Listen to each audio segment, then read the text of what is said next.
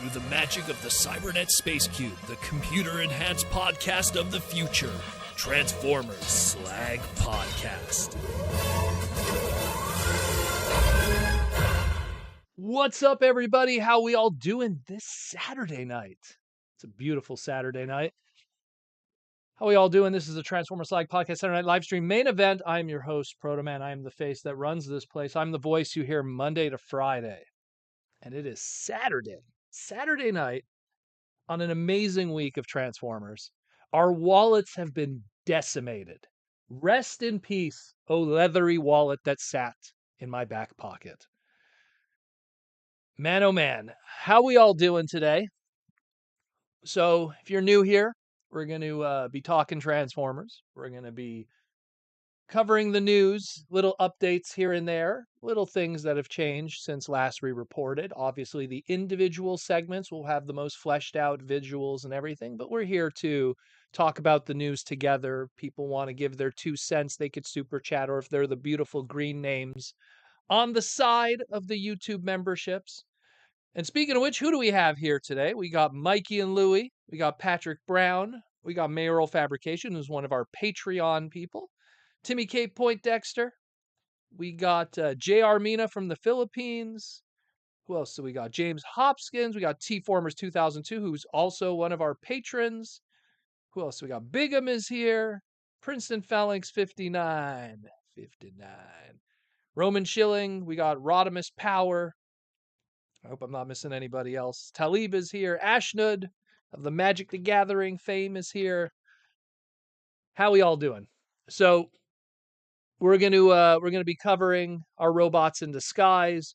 We'll talk about some stuff that's going to be going on this weekend. So if you have not caught certain segments that went live at midnight last night, I'll explain that later. Yeah, I'm a little unshaved today. It was a busy day today. You will rarely see Protoman with a beard ever. This is about as close as you're going to get in terms of the unshaved. We had a very good toy hunting day, which we'll talk about in a moment. Ran into an old friend and everything too. So, but yeah, so we'll talk about that. But we'll cover some news, everything, and that'll be that. And then we'll open it up to super chats. As always, if you want to give your 2 cents of the loveliness that is going on today, just hit that super chat button and wail away. So, we had a lot of news today. We had a lot of news yesterday. We had a lot of news on Monday, Tuesday, Wednesday, Thursday, Friday. And probably the biggest piece of that news, and early happy birthday to Dylan, aka Ninjatron. What's up, brother? Yeah, so the biggest piece of news, probably for all of us, and it hit on Monday, and it was the most important news. Come on, you know it. It's those Transformer 1 robot battlers. Most important news of this whole week, in my opinion. Of course. You know what's sad? It's probably the piece of toy that we're going to be talking about this week that'll probably have the most distribution in retail. It'll be even in like the Market 6 stores. But either way, this is something that was revealed on Monday. So we got our very first look at the Robot Battlers Alpha Trion. And what's crazy to think about so far, and don't worry, there will be others, but so far the only Transformers 1 Starscream toy we've seen up to this point. There probably will be others, but as it stands right now, this is what we're hauling and gotten.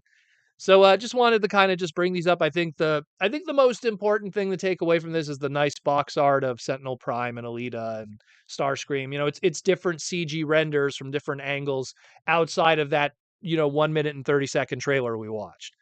So that's the big takeaway that we could have from all of this at the end of the day. But otherwise, yeah, hey, here's more Transformers 1 stuff. Hopefully we get better stuff later. So let's get into now what we're really talking about. We had our Transformer Thursday. We had our Transformer Tuesday with pre-order drops. We had all kinds of stuff, GoBot commercials. So let's get into it. Let's talk about first our core class. Let's talk about core class. Core class, Energon universe, Unicron trilogy, whatever you want to call it. Galvatron, no surprise there. Repaint of our Energon Megatron that we got just previously. going with a extremely show accurate color scheme with the silverish crown, the yellow for the blasters on the shoulders instead of them being the orange. So if you want a little pocket Galvatron, Emperor of Destruction, to take over the lunchroom when you're at work or something, and you can slip it in your pocket and throw it at your boss and say, I quit. I'm staying home all day and playing with my Transformer toys. Well, you got something to buy right here. I got to get a swig of water. It has been a busy day. And of course, here's the interesting one. And I would have loved it if Mark did a live stream and kind of explained the lore with this guy, but we got Geocron. Got a little bit of probably Unicronian early history here. I imagine it's going to be something like Unicron seeding his dark energon on the planet of Delta or something, and this was what came of it. But we got Geocron, the headmaster throwback to my friend's Six Shot episode 32, I believe, of Headmasters G1 Japan. And a brand new head sculpt, but otherwise a repaint of the Boulder Crash that we got in Wave 1. So if you didn't get Boulder Crash, good news for you. The better one, at least in my opinion, has come here today. The way I see it is it's pretty much that rock character, and all that purple elements is dark energon, and there's a Unicronian origin there just by his Geocron name. That's what I'm saying. I'm not saying it's official. That's just what I'm saying. It's just what I'm saying. Mikey and Louie says, is that as close to Nugget as we're going to get? Mikey and Louie, I pray that isn't the case. I feel we have not succeeded with Rock Lords until we've gotten Nugget, until we've gotten a half decent Marble figure. Look up how Marble looked in the movie, and look what his toy looked like. It's a nightmare. So until we get a half decent Marble figure, a half decent who else would be good? Boulder. Boulder's good. Toy pretty much hit it out of the park, but an update would be pretty cool. But yeah, for sure, for sure. Some people were saying like it's kind of underwhelming what they've done with the Infernac universe and the rock stuff up to this point. But I mean, I'm kind of reminded of when we had those Micromaster play sets in Earthrise, and in all honesty, we had like 3 of them, and they were no, excuse me.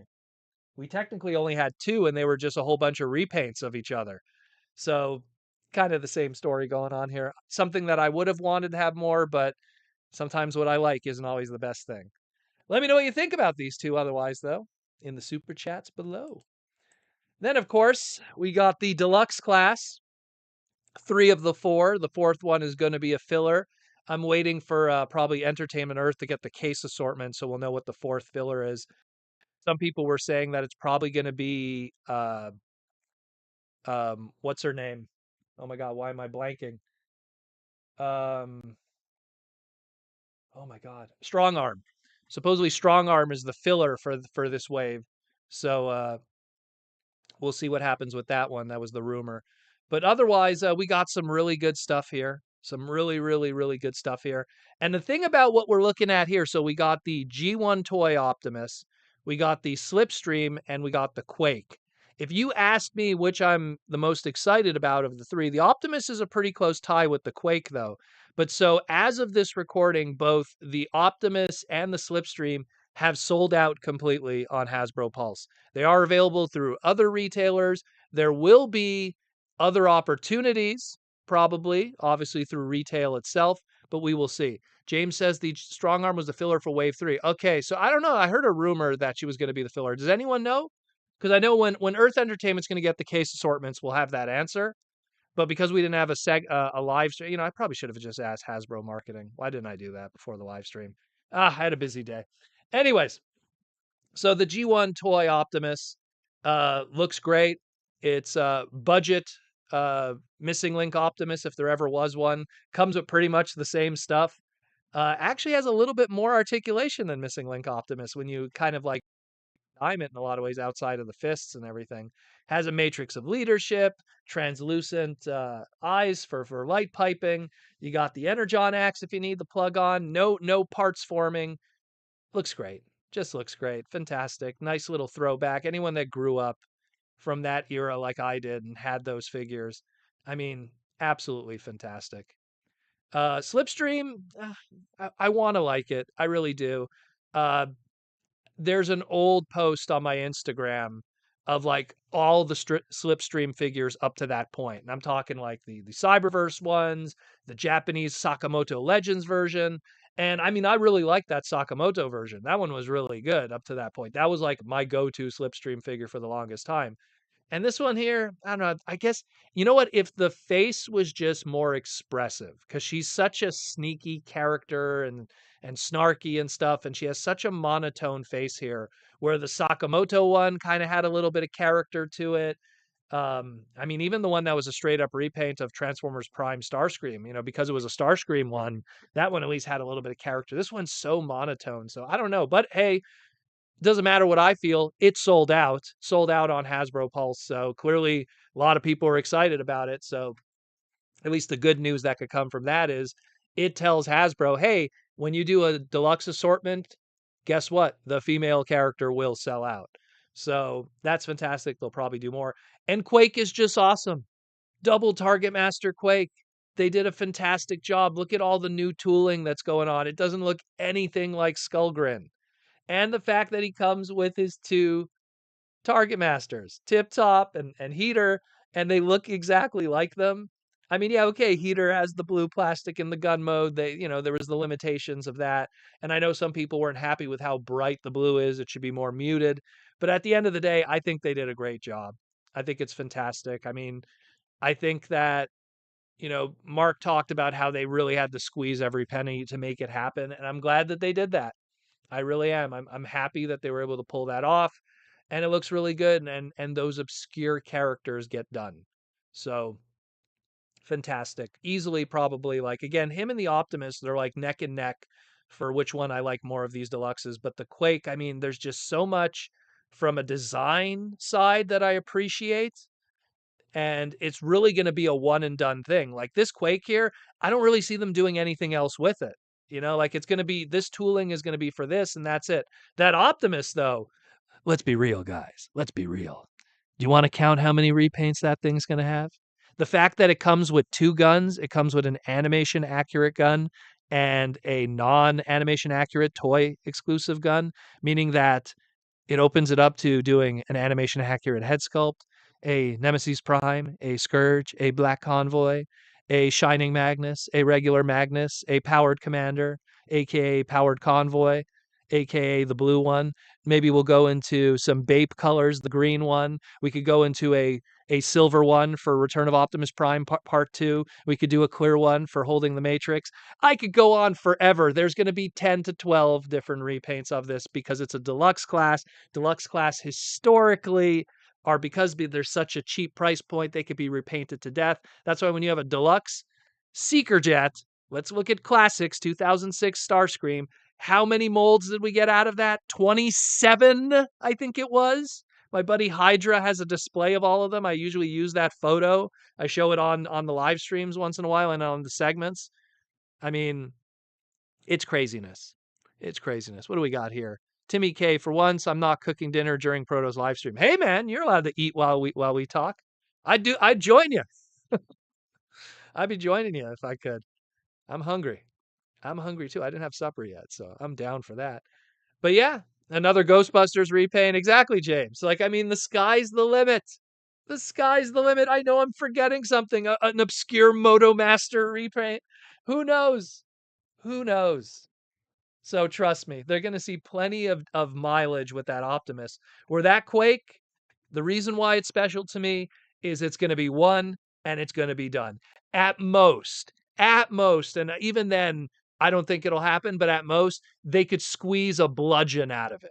Maybe, maybe, maybe. That's about it, maybe.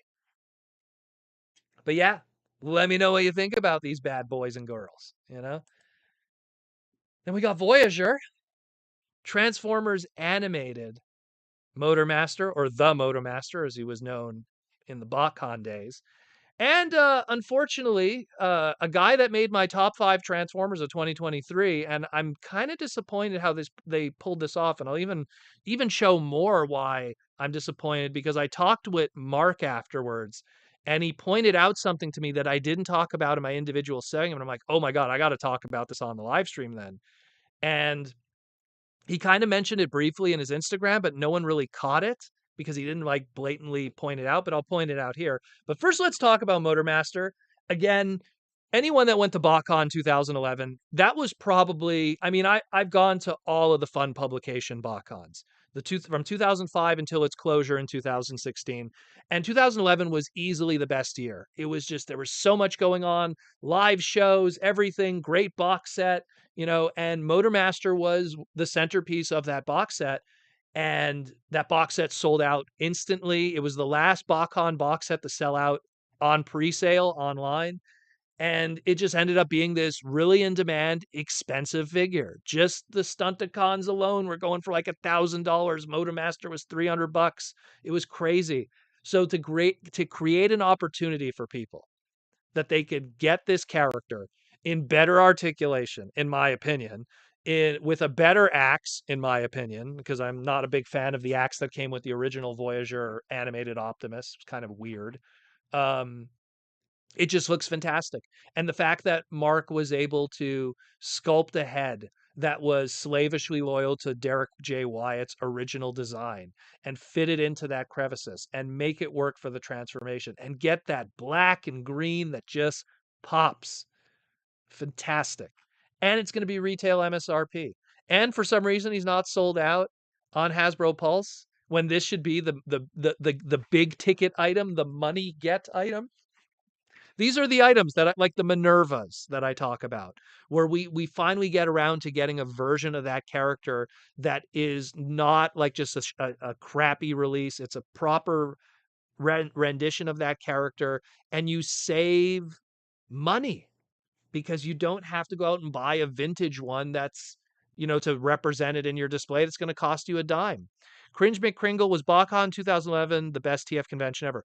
I would have to say you got because BotCon 2011, what was great about it was they had like 27 guests. Like the entire Transformers Prime cast was there. Miko was there, Jack was there, Raphael, like even the kids were there. The like Peter Cullen was there. The only guy who wasn't there was Frank, actually. Now I think about it, the voice for Starscream was there, the voice for Bulkhead was there, the voice for RC was like everyone was there. So they got the whole Prime cast. Then they got the cast from Rescue Bots was there. There was so much going on with that show. And again, I absolutely love Pasadena. I think Pasadena is one of the most ideal locations for running Transformer conventions. And that location specifically because the hotel is attached to an outdoor mall. So you don't have to spend crazy money on convention food. You just go to the supermarket that's in there and get yourself a cheap snack. What a fantastic location. I hope one day in the future, maybe TFCon, if it grows and grows, will one day consider that one. Or maybe if BotCon grows and grows, the new BotCon, Neo BotCon as we'll call it, grows and grows, maybe we'll see it at that location. But that was such a great show. And they returned to it in 2013, but it just wasn't the same. Just wasn't the same.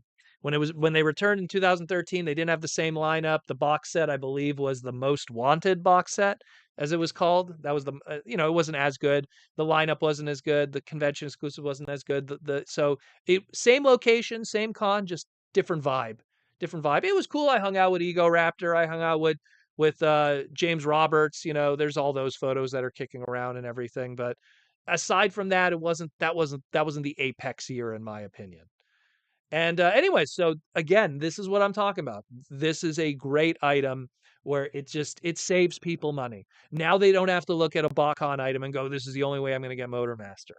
There's something here, and because it has all of those 5 millimeter peg points all over him, who knows? Maybe they could work out some kind of combiner element. Wink, wink, nudge, nudge. I'm just saying.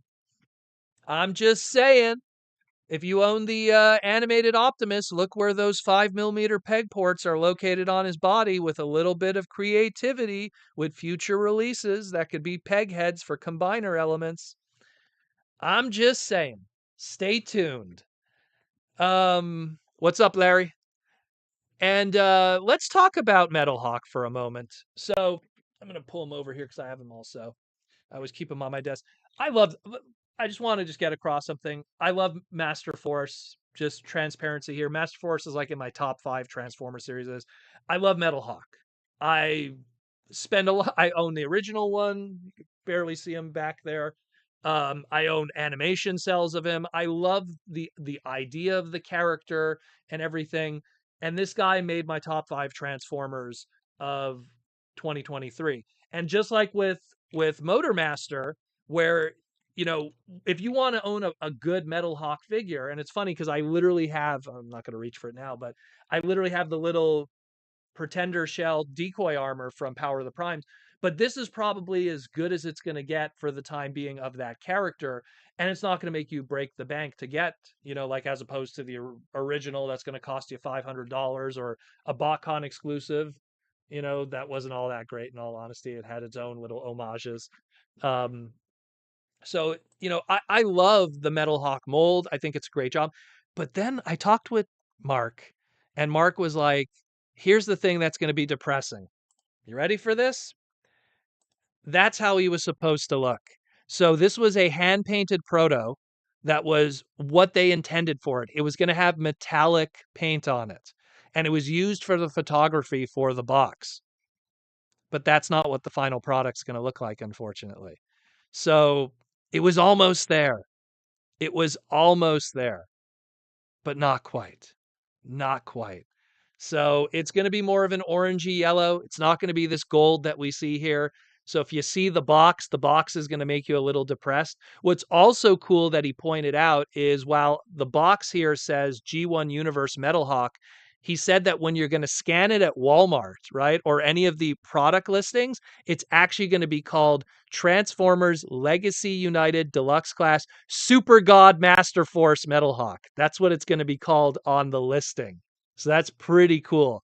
So if you buy them at Walmart, maybe keep your receipt because it's gonna have that Super Gold Master Force. That's so cool. So just a little Easter egg there, little update. So yeah, he was gonna look like this, but unfortunately he's gonna have more of that yellowy orange. I mean, they're grays instead of white to match the original toy. It would have been cool, maybe put a deco on the wings, because the original toy had a deco on it. It is what it is. Mikey and Louie, say that 3 times fast. Transforma Super Gold Master Force. Enchinchado. Um, yeah. It's hype. It's hype. Rodimus Power Toys unboxing with the YouTube member question. I guess Quake will be a repaint of the Sparkbot Guzzle. Oh, I could see that. But then what are they going to want to do with the tooling of the Target Masters? Are they going to include them? Are they not going to include them? I mean, the blue that's used for the chest on Quake is the same molding that's used for one of the Target Masters, Heater specifically. So are they going to have to do something with the Target Masters? Maybe make up some original characters? I mean, it'd be cool to see the Spark Bots, but we'll see. We'll see. If you do Sparkbot Quake with that, I guess you could take if you want to really stretch it, take Sideburn or a Hot Rod and make that well, it was called Hot Spark in Japan. That was the red repaint. But yeah, that's one way. I mean, yeah, I could see it. Maybe you might be onto something. But then again, I'd also like original tooling, but yeah, maybe you might be onto something there. But yeah, so these two are popping. If you're interested, they are out in retail. These two are still available on Hasbro Pulse, surprisingly, in the case of the Motormaster. So get them if you didn't. Get them if you didn't. And let's talk about these big boys, the leader classes now. So first, let's talk about the leader class, Armada Galvatron, looking real good, looking real good. Uh, I was told there's a new face sculpt on it. I don't know, maybe because I don't have the original. Uh, I don't have the original Evolution Armada Megatron. I've messed with Aaron Archer's a few times at our booth, but so I didn't really have a way to compare it. I guess there's a new face on it. I mean, maybe. So if that is true, then there is a new face on it. If there isn't, I don't know. So maybe someone could confirm that. But otherwise, it looks great. I'm surprised we didn't get a official photo in any capacity of the combiner mode. I mean, the closest we have is an extremely grainy image of the back of the tidal wave box. That's it. So hopefully, like Mark or Evan or someone will take some nice photos of the combine mode. But looks great. It's based off of the animation model colors, not based off of the American colors, not based off of the Galvatron G general Super Galvatron colors, or Super Megatron as it was called in Super in Micron. So looking good, looking good. T-Formers 2002 with the YouTube member question. Leader Galvatron has a yelling mouth. Megs is a closed mouth. Well, there you go. Perfect. Because I don't have it. So when I first did the segment, I was like, I don't know. Is there a new face on that? So at least you get some new tooling. That's cool. That makes me wonder now, if you have two different head sculpts, are we going to get, maybe there was the Megazaric colors, which was a BotCon exclusive. Maybe we'll get some other weird color schemes in the future. We will see. We will see. Would have been nice if there was a mini con, but I think they have plans for something mini con related in the future with a new price point. Let's talk about the third item that also sold out on Hasbro Pulse in the leader class Soundwave, Generation 1 Soundwave. Now, here's a reminder of everything that went on pre-order this weekend. The only three things that sold out was Slipstream, Optimus, and Soundwave. So if you complain about, hey, how come we always get Optimuses and Soundwaves all the time? Well, guess what? What keeps selling out every time? So money talks. And Soundwave here, again, I'm happy that it exists because it gives people an opportunity to pick up a retail version. I know some people weren't happy with the fact that they're buying a Voyager figure at a leader price point, even with the filler elements. But let's be real, the secondary market on the Netflix one is pretty cray-cray. It wasn't good. I mean, people were paying $200 for that thing, which they should not be paying. And then when they did the Nemesis Bridge version, I mean, that's a really good one too, but that Nemesis Bridge version with shipping and everything came to about $250 for some people, depending on location and shipping. And God help you if you get hit with duty and DLH and everything with customs.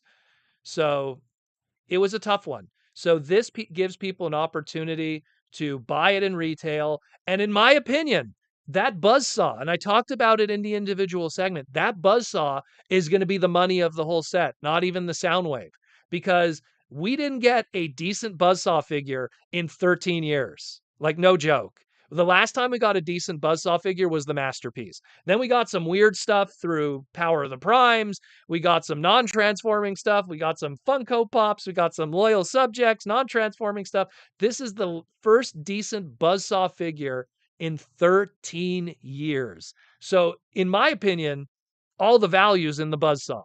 Because if you're a tape completist for Soundwave, it's all there. The Ravage, maybe the Netflix version is better. Maybe this one's better. I don't know. That's a matter of opinion. It's where you want your silver plastics. I still think the Studio Series 86 version of the Rumble is nicer than this one. This one has a weird coloring. Maybe it's just the photos, but I have Studio 86 Rumble in hand, and I have the Masterpiece one, and they're more in tune with those animation colors of those light purples, I guess is the best way to put it. This one's almost like the Diaclone colors, dare I say, which is like they leaned on these weird blues and everything like that that are very similar to that of the 84 release of the original toy when it was called Frenzy. So, I don't know. It's all in the buzzsaw and the Soundwave, more so on the buzzsaw, in my opinion, because the Soundwave, at least we had multiple opportunities, the Earthrise one, the Nemesis Bridge one, and now this one here, not to mention all the other repaints. But yeah, fantastic, great money-making opportunity for people, money-saving opportunity for people. I dig it. I think it's great. So it's pretty awesome. And yeah, I'm happy for people. But now let's get to the real stuff. To the real stuff. Let's get to the fact that Hasbro is using that Gobots trademark again.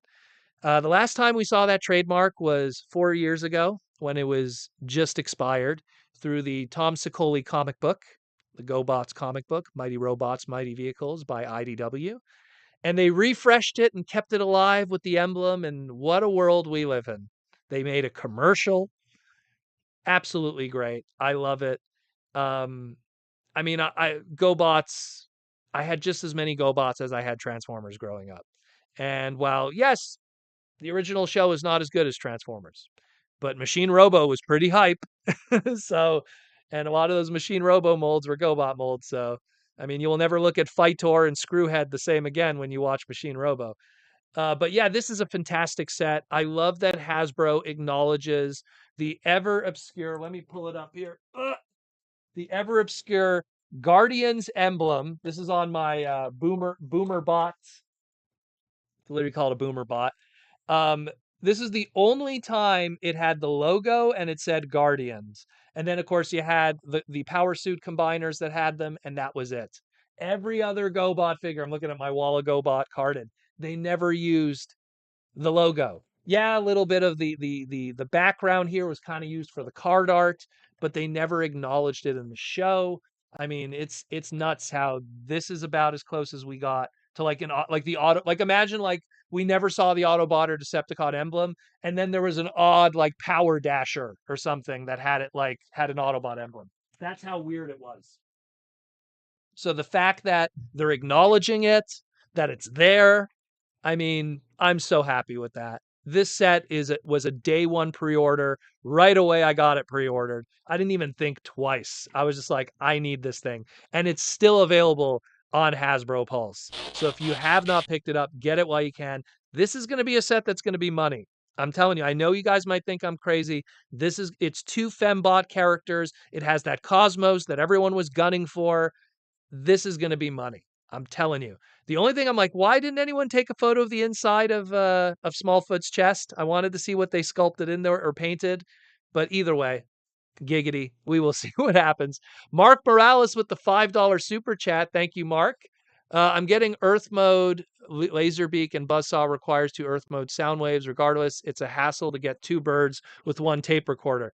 I know. Look, that's the sad reality. The thing is with me is I'm very satisfied with my masterpiece ones. I got masterpiece Soundwave all those years ago, and then I got the American version through Toys R Us, and it came with all the other cassettes, and I was pretty satisfied with that. So my chase for like a perfect sound wave isn't that big a deal. Obviously, I was able to get the Netflix one through a fan, and they hooked me up and everything, and it's great.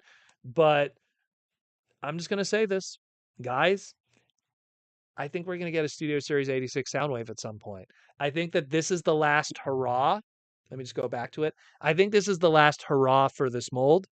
They've done everything that they can with this mold, and now they're going to be moving on, and Studio Series 86 will be a thing. The fact that we have a Studio Series 86 Rumble and we have that Rumble, that's all I'm saying. So if this is exciting to you, that's great. Go get it. But this isn't the end for Soundwave. No siree. And like I said, Slipstream, Optimus, and Soundwave sold out. So they went,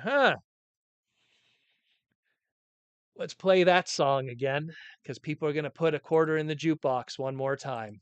And they will. Gobots. Anyways, so I'm hyped about these Gobots, Pathfinder, Smallfoot, and Treads. I love it. I love it. I can't gush enough about it. I wish that we had Generation Selects full color boxes just so we could get nice box art and everything. But I think it looks great. I think it looks absolutely great. James Hopkins, you think 86 Sound will be a new mold? 100%. Evan has said himself on a live stream that when we were first revealed Blaster, he said in passing, he's like, one day I'd like to revisit Soundwave and make him scale properly to our new Blaster. Because it's true, if you put Blaster next to Soundwave, Soundwave is much shorter. The Soundwave that we got is based off of the Siege Soundwave, which was a John Warden design, which is an older pre-modern Hasbro design. It goes all the way back to the beginning of War for Cybertron, Siege, and when that was being tooled a year prior to that when John Morden was holding the pen.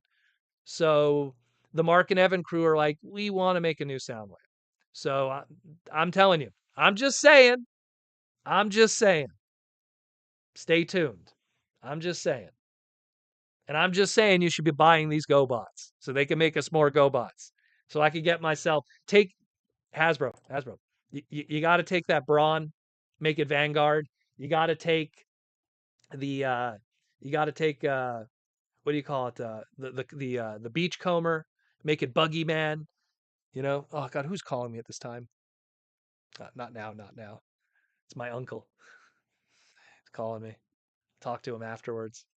Um, But yeah, it's something where, uh, you know, I want to see more GoBot stuff. I want to see more GoBot stuff. It's just so hype, and it's still available. It's cheap. It's not expensive. Normally, like if you bought 3 deluxes, it would cost you almost $100. It's not $100, so that's hype. That's hype. And the next one is just as hype. Let's call it the UK pack, if you want to call it that.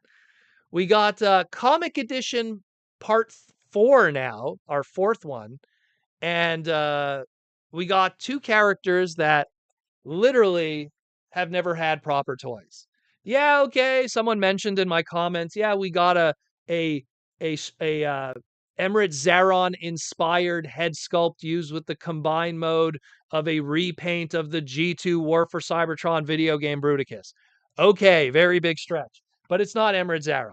It's not based in what that UK version was. This is a proper version of that character. We finally get to see the alt mode because of his history. It's colored nicely. It's Simon Furman delicious.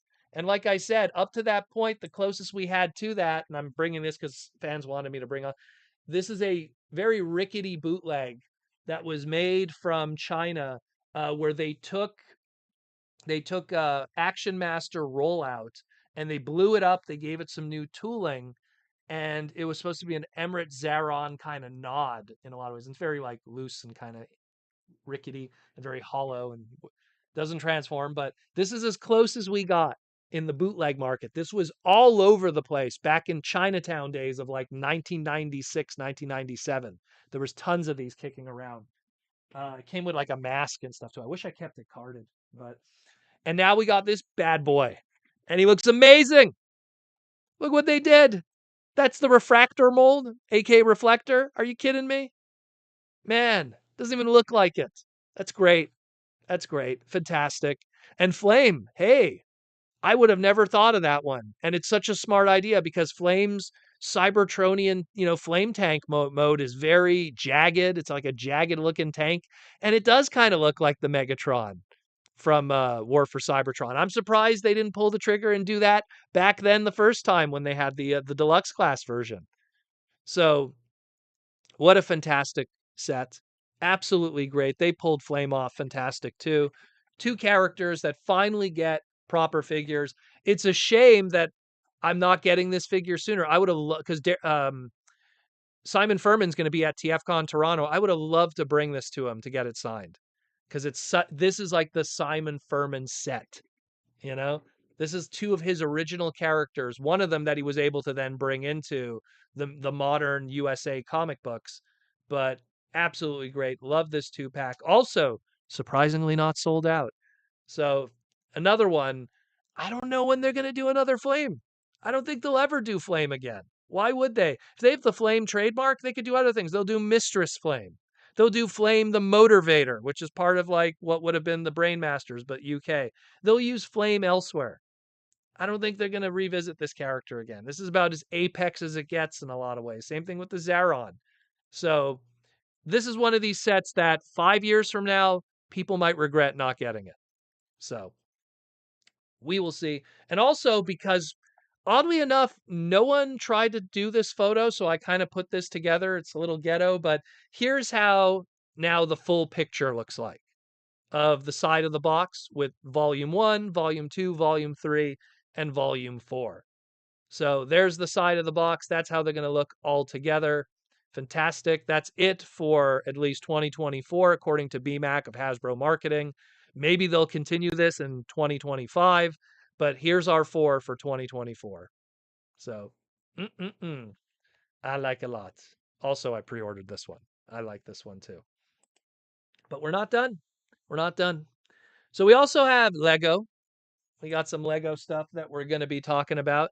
This is now official. It's all out there, the full photo shoots, everything. And, it's something where I was raised in the ghetto star, just to let you know. So that's why I use that word a lot. Anyone who knows Côte de Neige in Montreal, pretty rough area. We got Lego Bumblebee. We got the full photo shoot. Yeah, it is a parts former. We could see now that when you transform it, you have to remove the windshield, and then you plug it in on the back as kind of these wings here. Uh, Otherwise, it is what it is. It's slightly cheaper, $89.99. Uh, the information that we talked about early this week was slightly incorrect. It will be available July 1st for Lego Insiders, which are like pretty much the people that are part of their membership club. They'll be able to order it first. And then on July 4th, it will be available to everyone else in retail.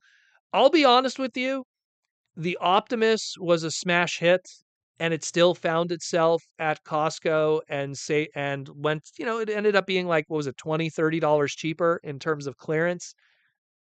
I'm just saying, maybe if you're on the fence with this one, maybe wait it out. We'll see what happens. Lego usually keeps inventory of their releases in their Lego store for between 3 to 4 months. So what I would do is when July hits, let's wait. Maybe let's wait. Maybe we'll see what happens in August, maybe September, maybe October.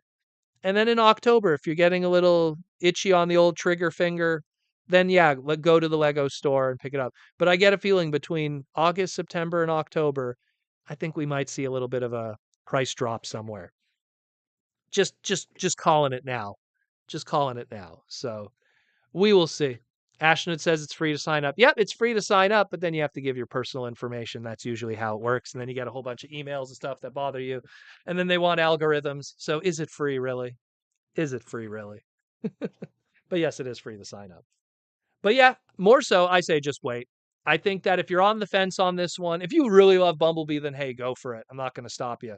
But I think wait on this one. The Optimus, everyone was super excited about it, and it still went on sale. So let's see. Let's see. Or what Ashton had said, waiting for a 2-point day. Yeah, get double your Lego points on your Lego card. Totally. Yeah, that too. So we will see. We will see.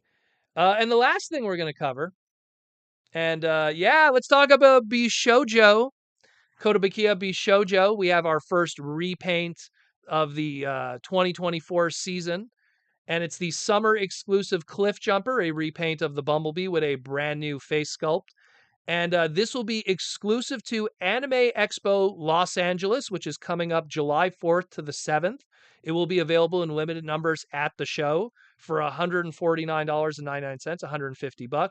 And also, if you swing by Kotobukiya's booth, they will be giving out free trading cards.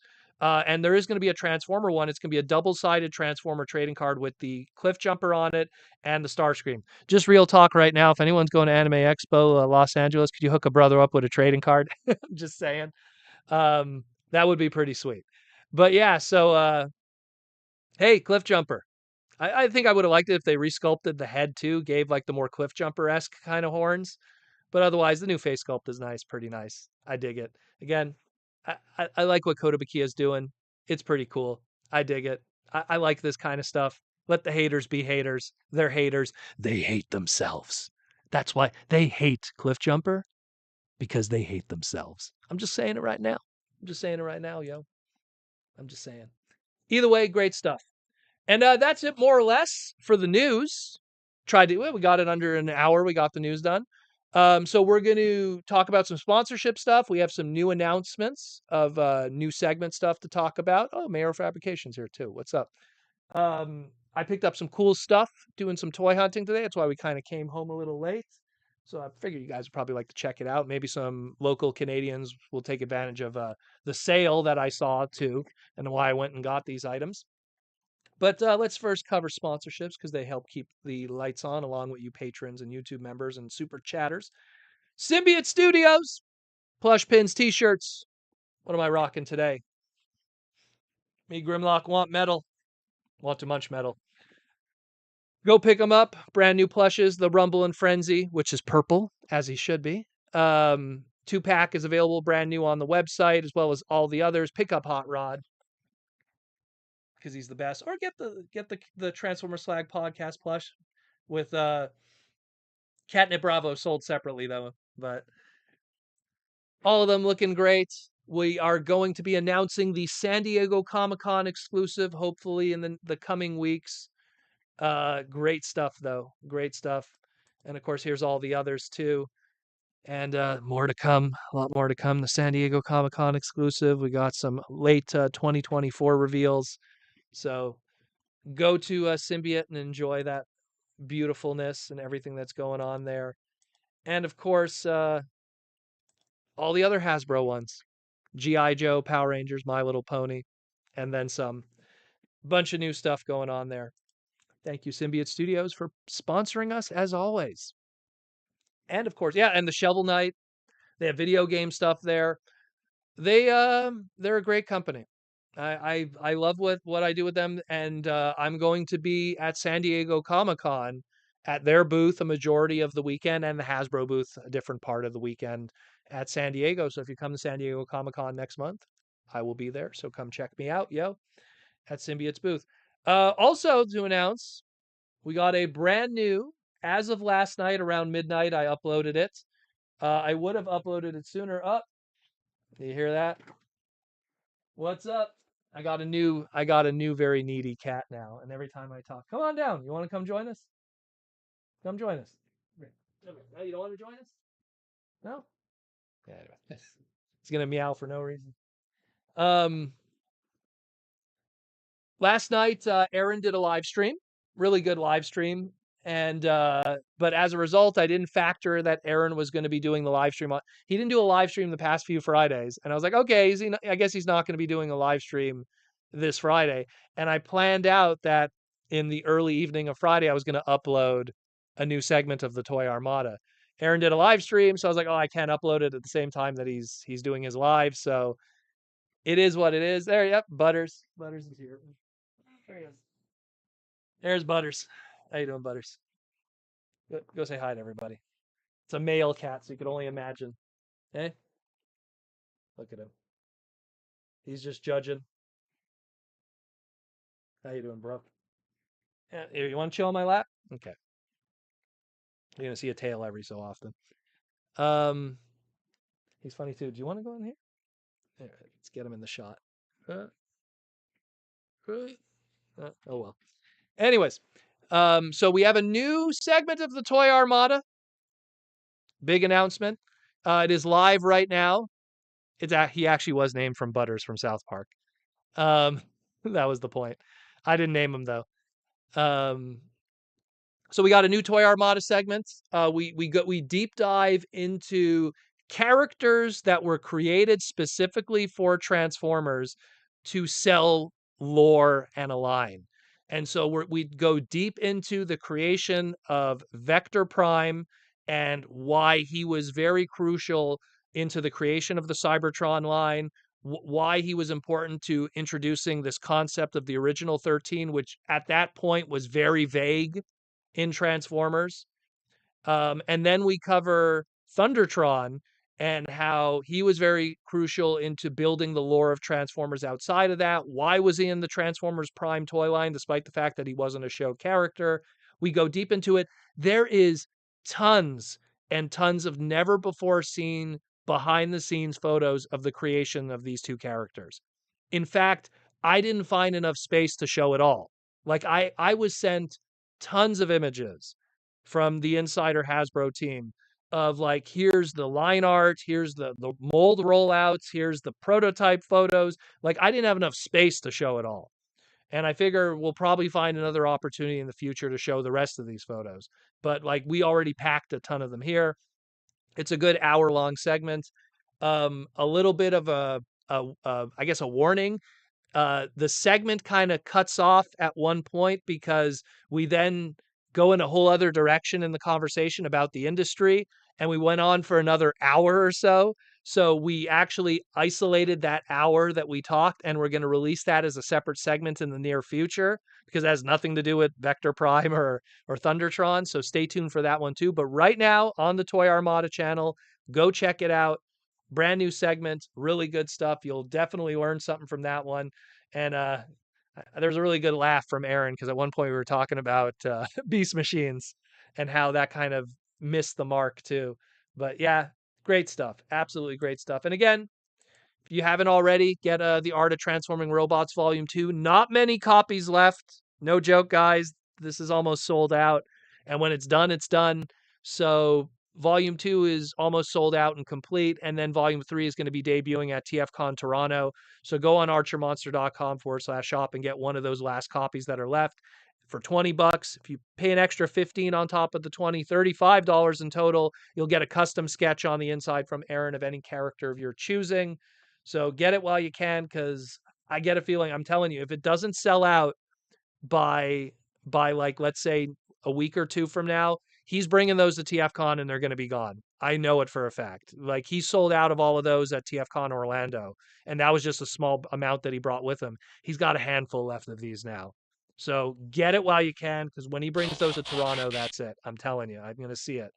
So, and if not, get some Posca paintings. Although some of these did sell. I think the movie Optimus and the Starscream sold last night. So this is technically not updated 100%. There is some others there that are not shown here. But if you want to get an original painting, Posca painting instruction, those are also available on archermonster.com/shop. Check the tabs on the left and the right to pick the items that you want to get. Great stuff. Great stuff. Brainstorm 2002 with a $2 super chat. How you doing, Brainstorm? Nice to see you. Do you think they'll make more comic characters? Oh, 100%. 100%. The way that BMAC worded it is, this set that we saw with Zaron and Flame is going to be the last one for 2024. When you say that kind of wording, that means there will be more, just that's it for this year. And the way that they pace it, I mean, by the time we get the Zaron, it's probably going to be like Q3, like when we get it into our hands. So it'll be already like the end of the year pretty much. And then they'll plan stuff for Q2, Q3 again for the next, set. It clearly sold well. The other one sold well. The Shockwave sold well. The Optimus sold well. I don't know the numbers for the Straxus yet, but that probably is going to sell well. So we'll see. We'll see. There's a lot of meat on the bone. There's a lot of meat on the bone. And Ashnut says here, comic Soundwave, gimme. Well, if they make a new 86 Soundwave, it's a good place to go. Butters, you want to go down? Do you want to go down, Butters? Go down, Butters. Because I got to show people, the good people, all the other stuff that we got this week. So that's it more or less for sponsorship and stuff like that. Let's talk about what we got this week, a little bit of toy shopping and everything. And we'll open it up to super chats now. You could start throwing the questions and everything, and we got a good hour or so that we could tackle in terms of super chats and stuff like that. So I've been eyeing these guys. You guys don't have a Sunrise Records in the United States, do you? I don't think so. I believe there was called Sam the Record Man. I don't know. Someone correct me. Micah's here. Micah, no, there's Sunrise Records in Canada, the rest of Canada. Sunrise Records, essentially, it's owned by a guy who was a millionaire, and he was one of those dudes that bought out Toys R Us, and that's why Toys R Us survives to this day in Canada. It's because of Sunrise Records. And I don't know if there's a Sunrise Records in the States, though. Someone confirm it for me. But so I've been going every time I go there, because Sunrise Records it's kind of nostalgic for me. It's a lot of anime stuff, 80s stuff. They have vinyl records, so like of like modern stuff. So like once in a while you'll see like a modern pressing of like the Transformer stuff. You never heard of Sunrise Records, Micah? Well, they have them in Ontario. I've seen them there. Maybe I'm crazy. Anyways, but I've been eyeing these Godzilla reactions for a while, right? And they were asking, this is $27.99, so $30 Canadian, which is about, let's say, 21 American. And I was like, there's no way I'm paying $30 for a 5 points of articulation Godzilla, but I really wanted them. Rodan, Mega Godzilla. I really wanted them, but I didn't want to pay $30 a piece. They had a Father's Day weekend sale, where all orange tag items, if you could see, there's like a white tag that's under it that would have had the same price.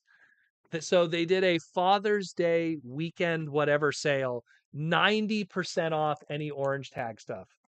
So instead of it being almost $30, they were $4.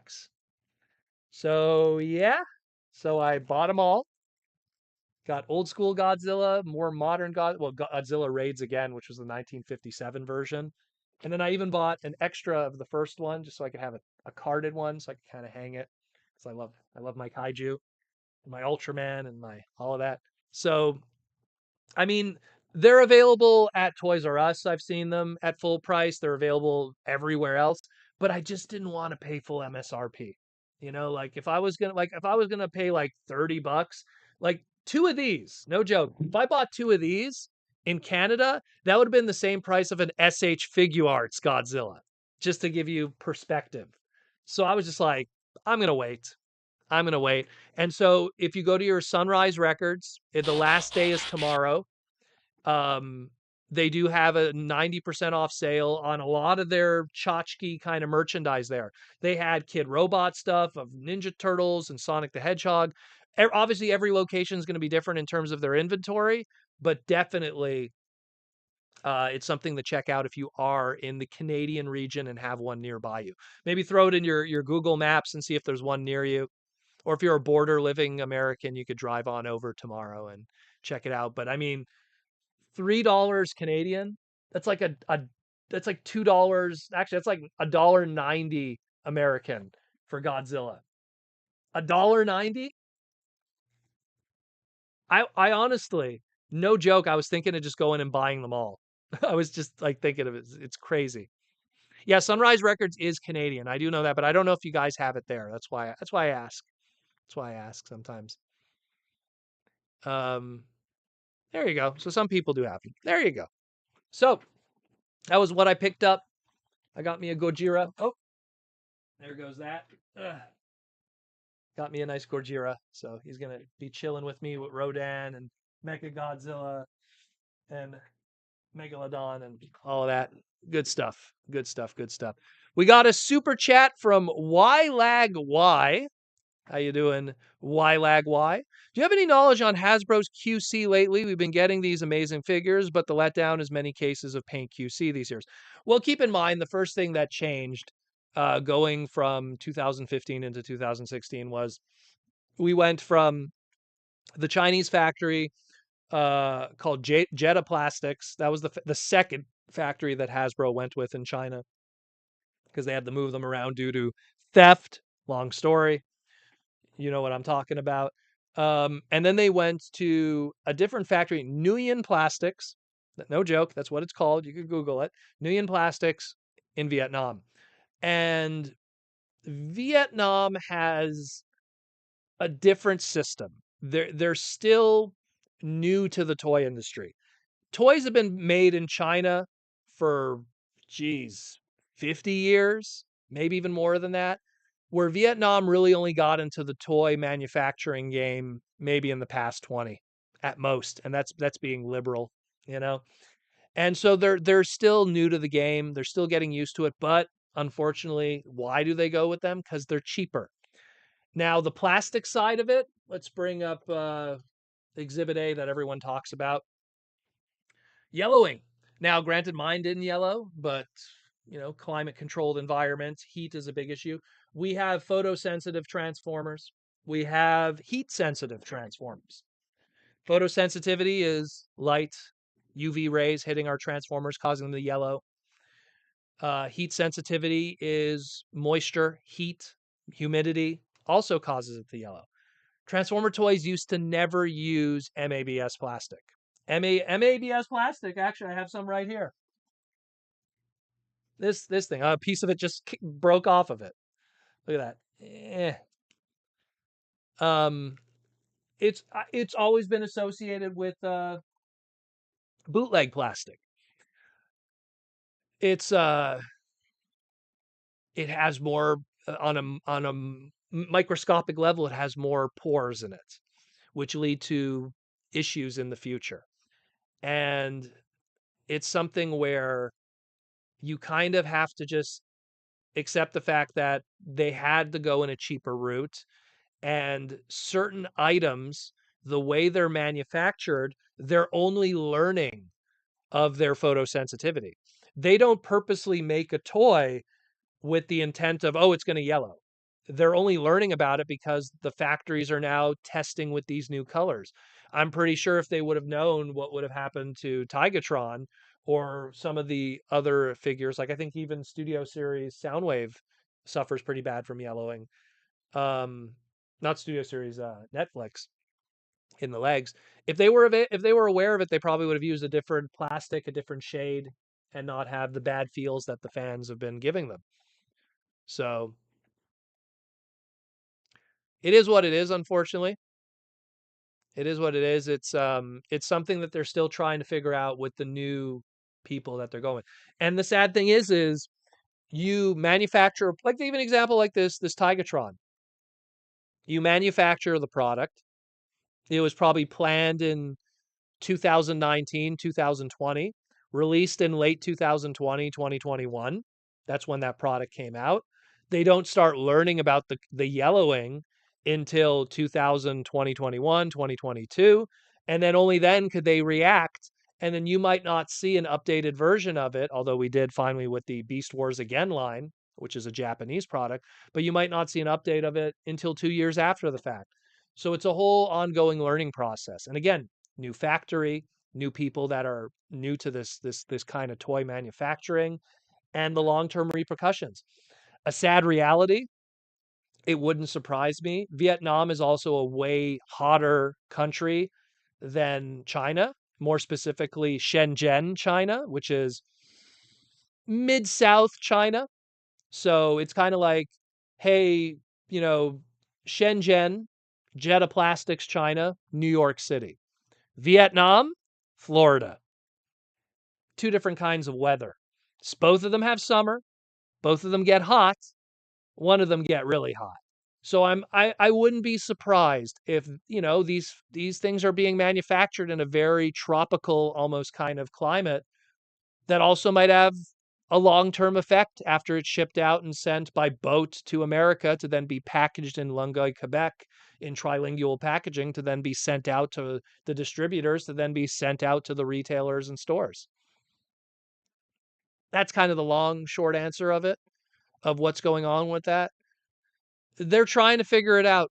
It's a new crew, it's new people. The sad truth with the modern toy industry is, and you guys who have been old heads in the Transformer fandom, they switch it up. You had that G1 era, then you had the Beast Wars era, which was a different crew of guys of old Hasbro. And then you had the Aaron Archer era from 2001 to 2015. Then you had the John Warden era from 2015-ish to 16, all the way up to 2021 and early 2022. He had a little bit to do with Kingdom, but not a lot. Um, and now we entered the Mark and Evan era. And then who knows what's going to be next? Who knows what's going to be next? One day we might find out that whole crew is, Mark's going to end up on My Little Pony and BMAC is with GI Joe, and then Evans on Play-Doh. You never know, because that's what happened. All the colors, Eric Siebenauer, all those dudes, they ended up in different areas, or unfortunately, no longer with the company. So when you get new people, they don't have the life experience of those mistakes, and then those mistakes get made again.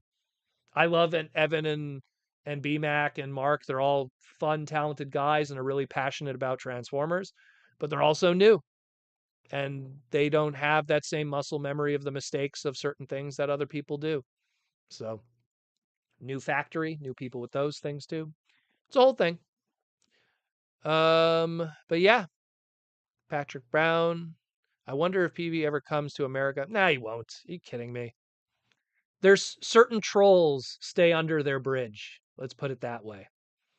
It's too beneficial for certain individuals to just kind of stay under their bridge permanently. And then one day you'll never hear about him again. He'll move on and he'll do something else. Those aren't those aren't people that are going to be part of the fandom or are good for the community in the long run. They're there to make money from stupid people that watch their videos because they know, they know what they're doing and they don't care. They don't care. They know that If I pay $100 for this deluxe to buy it from someone that it's stolen, and then I do a video, I'll get enough children and absent-minded people that'll watch it because I got to watch it so I could get my review so I can know if it's worth purchasing. That's how they their logic. And he'll make his money. And then the cycle will continue indefinitely until it doesn't make him any money anymore. And then he'll move on to whatever. He'll review My Little Ponies or whatever makes him money. You know? It is what it is. But that troll will never leave his bridge. Let's put it that way. He'll always be under his bridge. You know, that's how it is, unfortunately. But anyways, I hope that answers your question. Why lag? Why? Hope that answers. And thank you for the super chat. You know, James Hobson's a fun. It's a funny thing. My Siege Soundwave and Megs is perfectly fine but my Netflix sound and Earthlight is severely yellowed. Well, again, sometimes, and I'm I'm lucky in the sense that I live in Canada, where we don't get sweltering summers, you know? And then you combine that with the fact that I live in Canada and we don't have sweltering summers. And when we do have that one heat wave, my entire collection is in a basement. And I have a climate controlled dehumidifier and air purifier in this room. Primarily why I probably should show a picture of it one day. I bought it from Costco. They're always on sale. You could get them ridiculously cheap. I bought 3 of them. And I just, and I literally have them all the time going. They suck up all the dust in the room so it doesn't rest on the figures. Granted, yeah, everything's in glass cases, but dust still gets around. I have animals. I grew up like when I lived with my parents, I had 5 cats, 3 dogs, and 2 turtles. How the hell do you have a toy collection with 5 cats, 3 dogs, and 2 turtles? It's a lot of dust. So I learned my lesson. So I have air purifiers and air dehumidifiers in a basement that doesn't have windows in order to keep everything nice and kosher. And nothing yellows because of those environments. But your sound wave, maybe you left home one day and it was a really hot day. You didn't have the air conditioner running because why would you have the air conditioner running while you're out at work or you're out shopping? And it just got brutally hit on. Sometimes people, I remember a friend told me he came home from shopping. He like his hallway and his kitchen are like attached, right? And they're just separated by a small wall. He put down the bag of his transformer in the packaging. It has the open. Wish I had an example to show you. Let me get the Minerva one here. He had like the open bubble, right? And it sat on his counter. And he's like, you know what? I'll get to it tomorrow. He woke up for work, had his breakfast, everything, left for work. It still is sitting on his counter. The sun slowly moved through the window and then sits on the figure. And of course, the sun, it moves like a centimeter. What is the math on it? It's a centimeter every like 5 minutes or something. And it sat and it was cooking the figure. And when he finally opened it, he noticed like it was half sunburned. So keep it out of the sun. Look, the sun is not good for you. It's not good for your painted figures either. So always keep that in mind. It's sometimes it's like, oh, I don't know what happened. And it's like it's more than just sun exposure. There's heat exposure too. Humidity. If you live in Florida, yeah, bro, you got to run that AC 24/7. It's going to be a tough one. Um where are we at here? Where are we at? People arguing in the chat here. Yeah, guys like Tauntaun, the gold rush is over for them. They just get out of it. They make their money, and then they're like, what happens is, and this is a reality, guys. It's very hard to make $100 off of a YouTube video. You could get no joke. You could do a YouTube video as a partner and get 10,000 views or like 20,000 views. It's like $7, $8, depending on your region. So it's very tough to reach $100 a video. So it's something where if you invest $100 and you don't make the money back, yeah, you could argue, okay, I get the subscribers and everything. That's why some guys stop doing it. There's a few guys, I don't want to name names, during 2009, 2010, there was an insane amount of theft that was going on during Revenge of the Fallen. Entire YouTube channels were created and people's careers were born out of theft.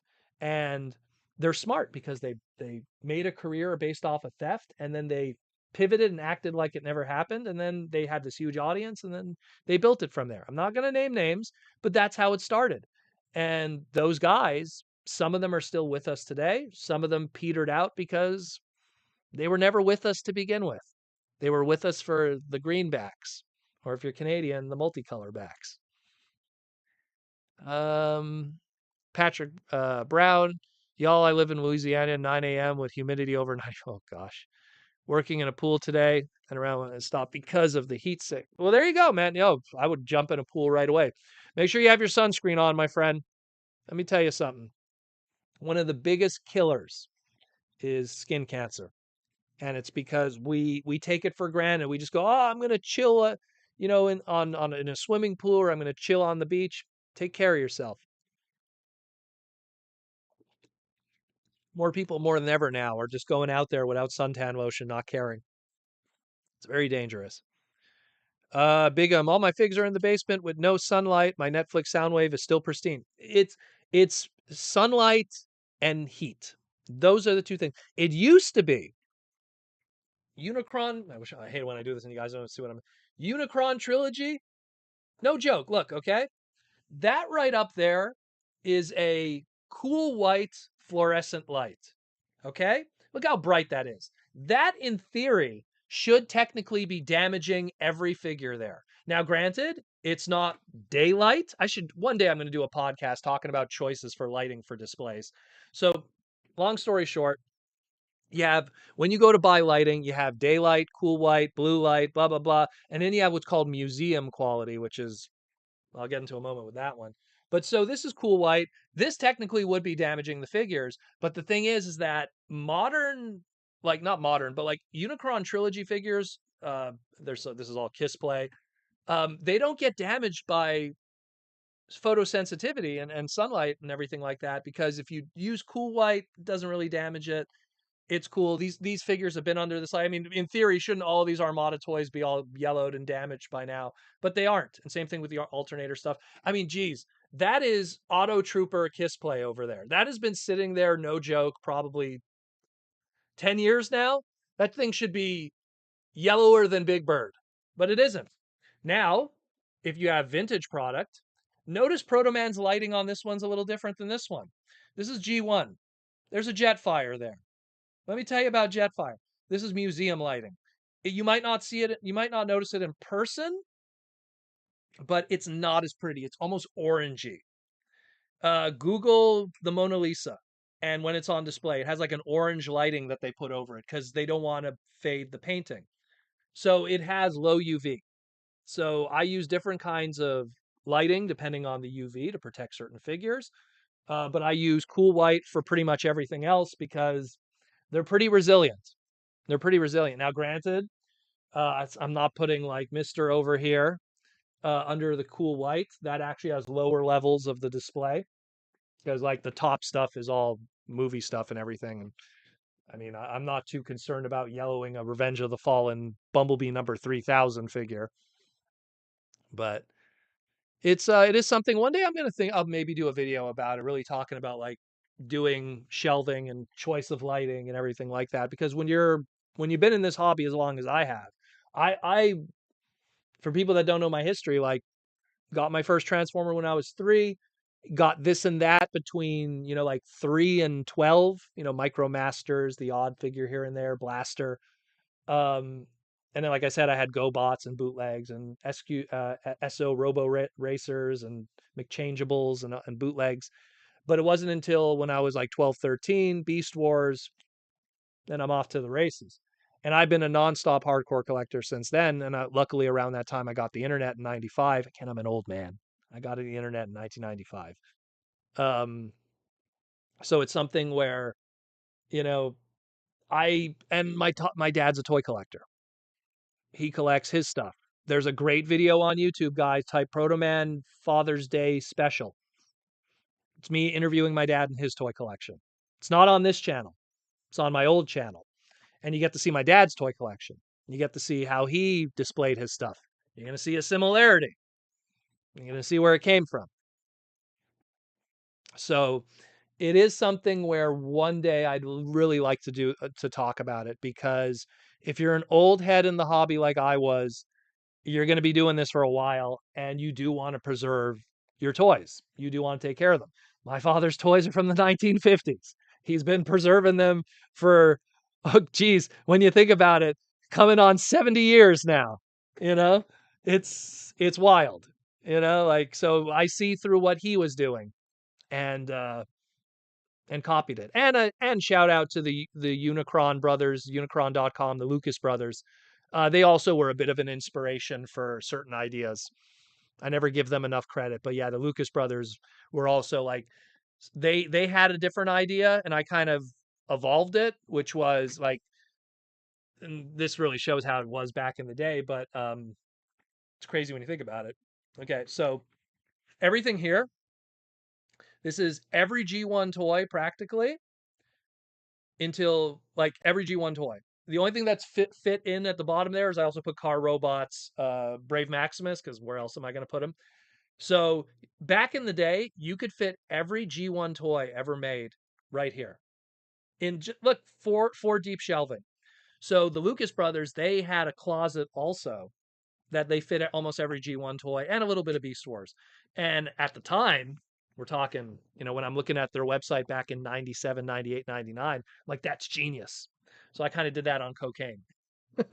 These are all closets that have been converted with sliding doors into, and it's the other side of the room too. Let me turn the camera there.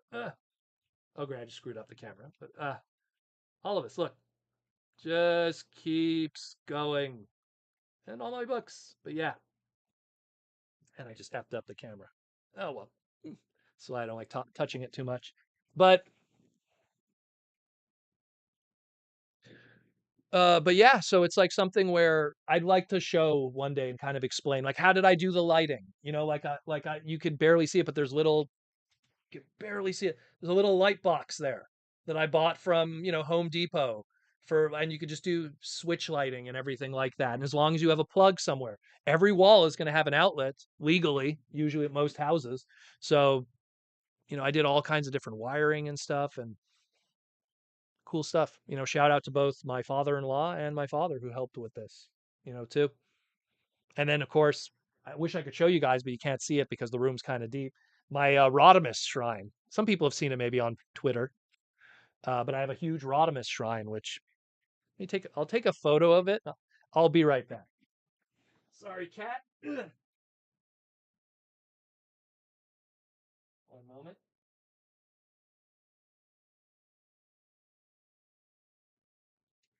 Sorry, Butters.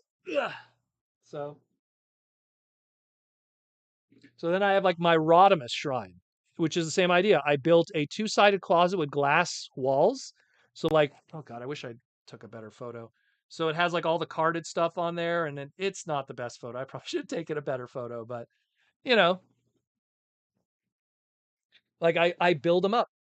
I don't really, the only displays that I buy DTOFs, which are not that great, for the center of the room because they're just easy. They're I guess we could say modulable. You can move them around, so I could have a couch. If I don't need a couch, I can move them around. You don't have to build anything. I don't have the most Transformers in the world. Don't not even. I would have to say I'm probably in the top five. There's a guy in Vancouver who has a way bigger Transformer collection I do, and I firmly believe he has the biggest collection in the world. I don't want to say his name, probably for his own privacy. He only talks on the Cybertron.ca message boards, but yeah, he definitely has more than me. Though his edge is he has like every mini con, like every Japanese variant, all of that stuff, and that alone, like that alone will put you, just collecting every Japanese Micron Armada minicon will put you ahead of almost everyone's collection in the world, just collecting those.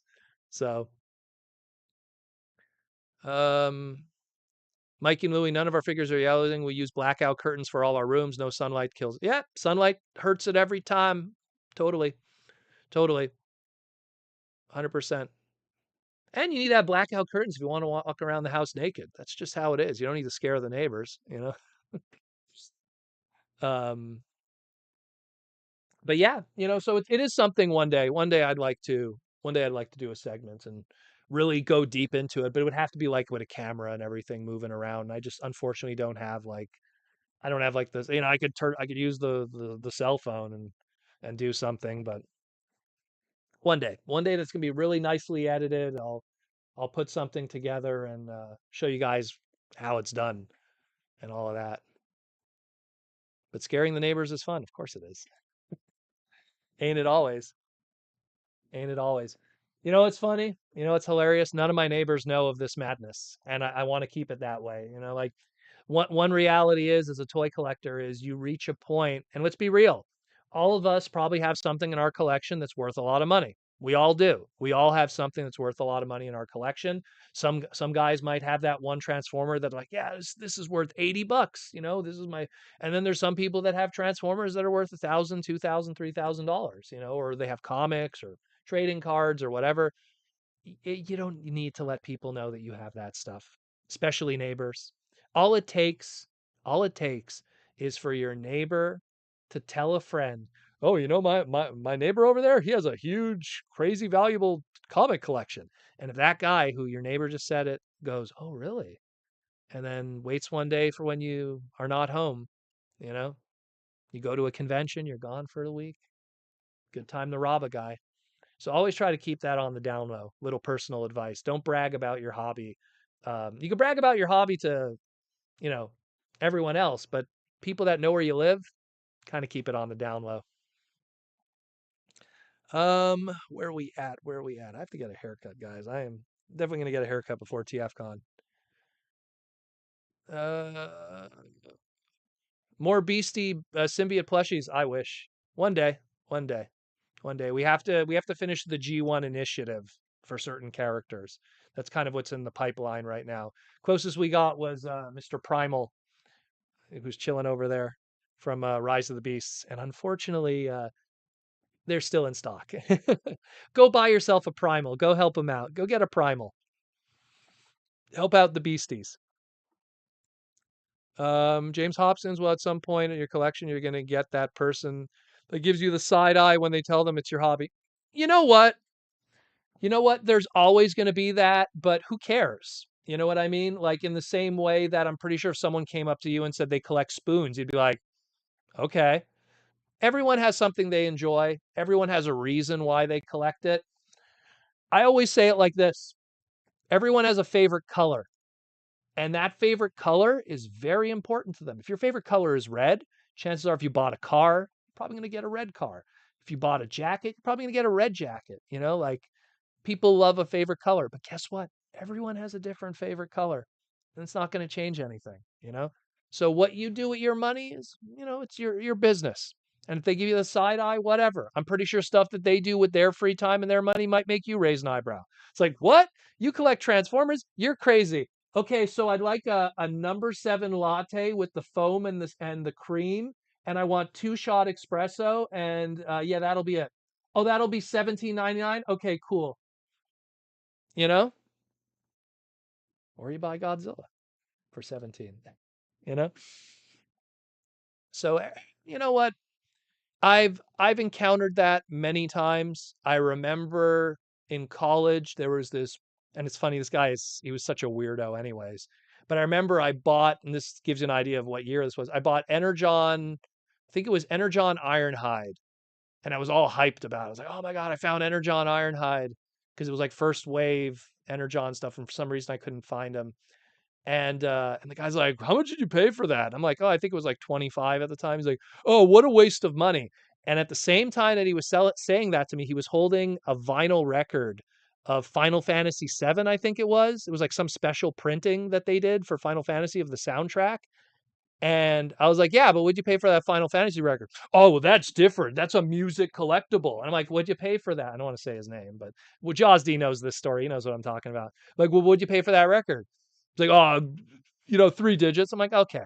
You know, everyone spends their money on what they want. As long as you're not hurting nobody and you're not hurting yourself, maybe you're hurting your wallet, but I mean, there's a lot worse things you could be buying your money with, let me tell you. And the beautiful thing with this hobby, and I've said this on the stream many times before, if you ever want to get out of it, you get some money back. Tell a guy who smokes cigarettes how much money he could get back from every pack he smoked. Tell many foodies who went out and spent tons of money going out to eat how much money they got could get back if they changed their mind on their hobby. Not many people could turn around and then cash in afterwards. You know, not many people could do that. Mike and Louie, we have one of the biggest small soldier collections out there, and we don't care about the side eye. No one should care. No one should care. Yeah, people showing off stuff, you have to be careful with that. You really do. That's why people, they're always like, could you do a convention, a collection tour?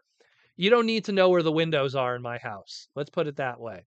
You don't need to know. There's going to be 100 of you guys that are genuine and just want to see the collection. And then there's that one weirdo that's trying to figure out where I live and where my windows are, and if they're smashable and what's behind that window, you know?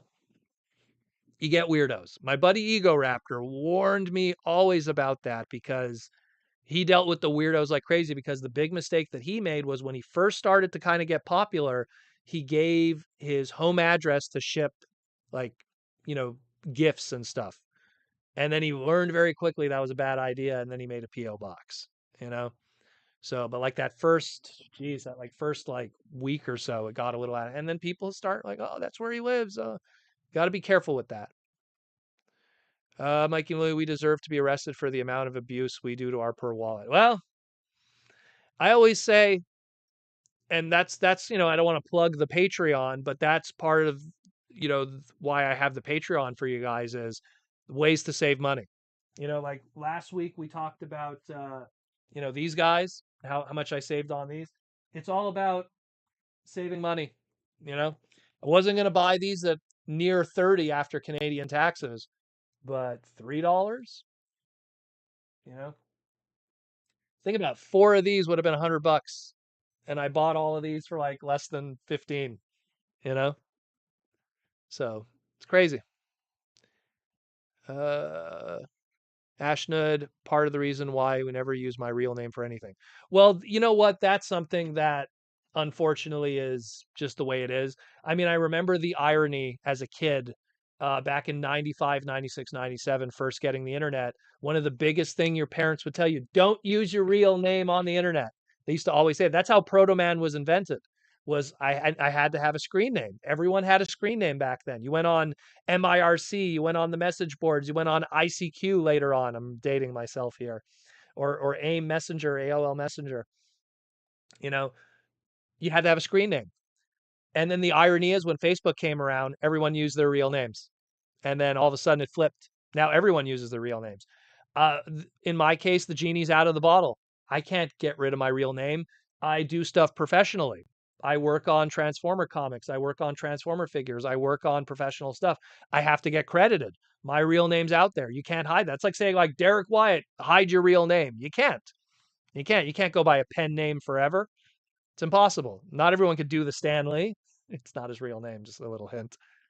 Um, Proto, what's for dinner lately? So we went out today. We pretty much just had like a Vietnamese barbecue kind of thing at my mother-in-law's, but that was more of lunch, and we just have leftovers. Didn't really get to have supper yet, so I'm kind of starving. Um, I'm gonna definitely be eating later. So we didn't really have anything yet, but it's gonna be Vietnamese barbecue, so like chicken, beef, whole bunch of stuff. It's really good. It's really good. What my mother-in-law does is she like rolls rice and then she kind of like cuts it and puts it on the barbecue. It's hard to explain. I wish I could show it to you guys. It's really good though. It's really, really good. It's just plain white rice, but it's put on the barbecue, and because of the smoke of the barbecue with the residue of meat getting on it, I don't know. Just good. Just good stuff. Uh where are we at? Where are we at? James Hobson. Oh my God, MRC and ICQ. Wow, that takes me back. It's still around. The old ICQ, the old MIRC group that I talked in. Some of those guys are still running it to this very day. Espernet, hashtag Beast Wars. Benson Yee, all the crew. We used to all hang out there. Now there's still a few guys still chilling around there, but it's a shell of what it used to be. Uh, let's see, let's see.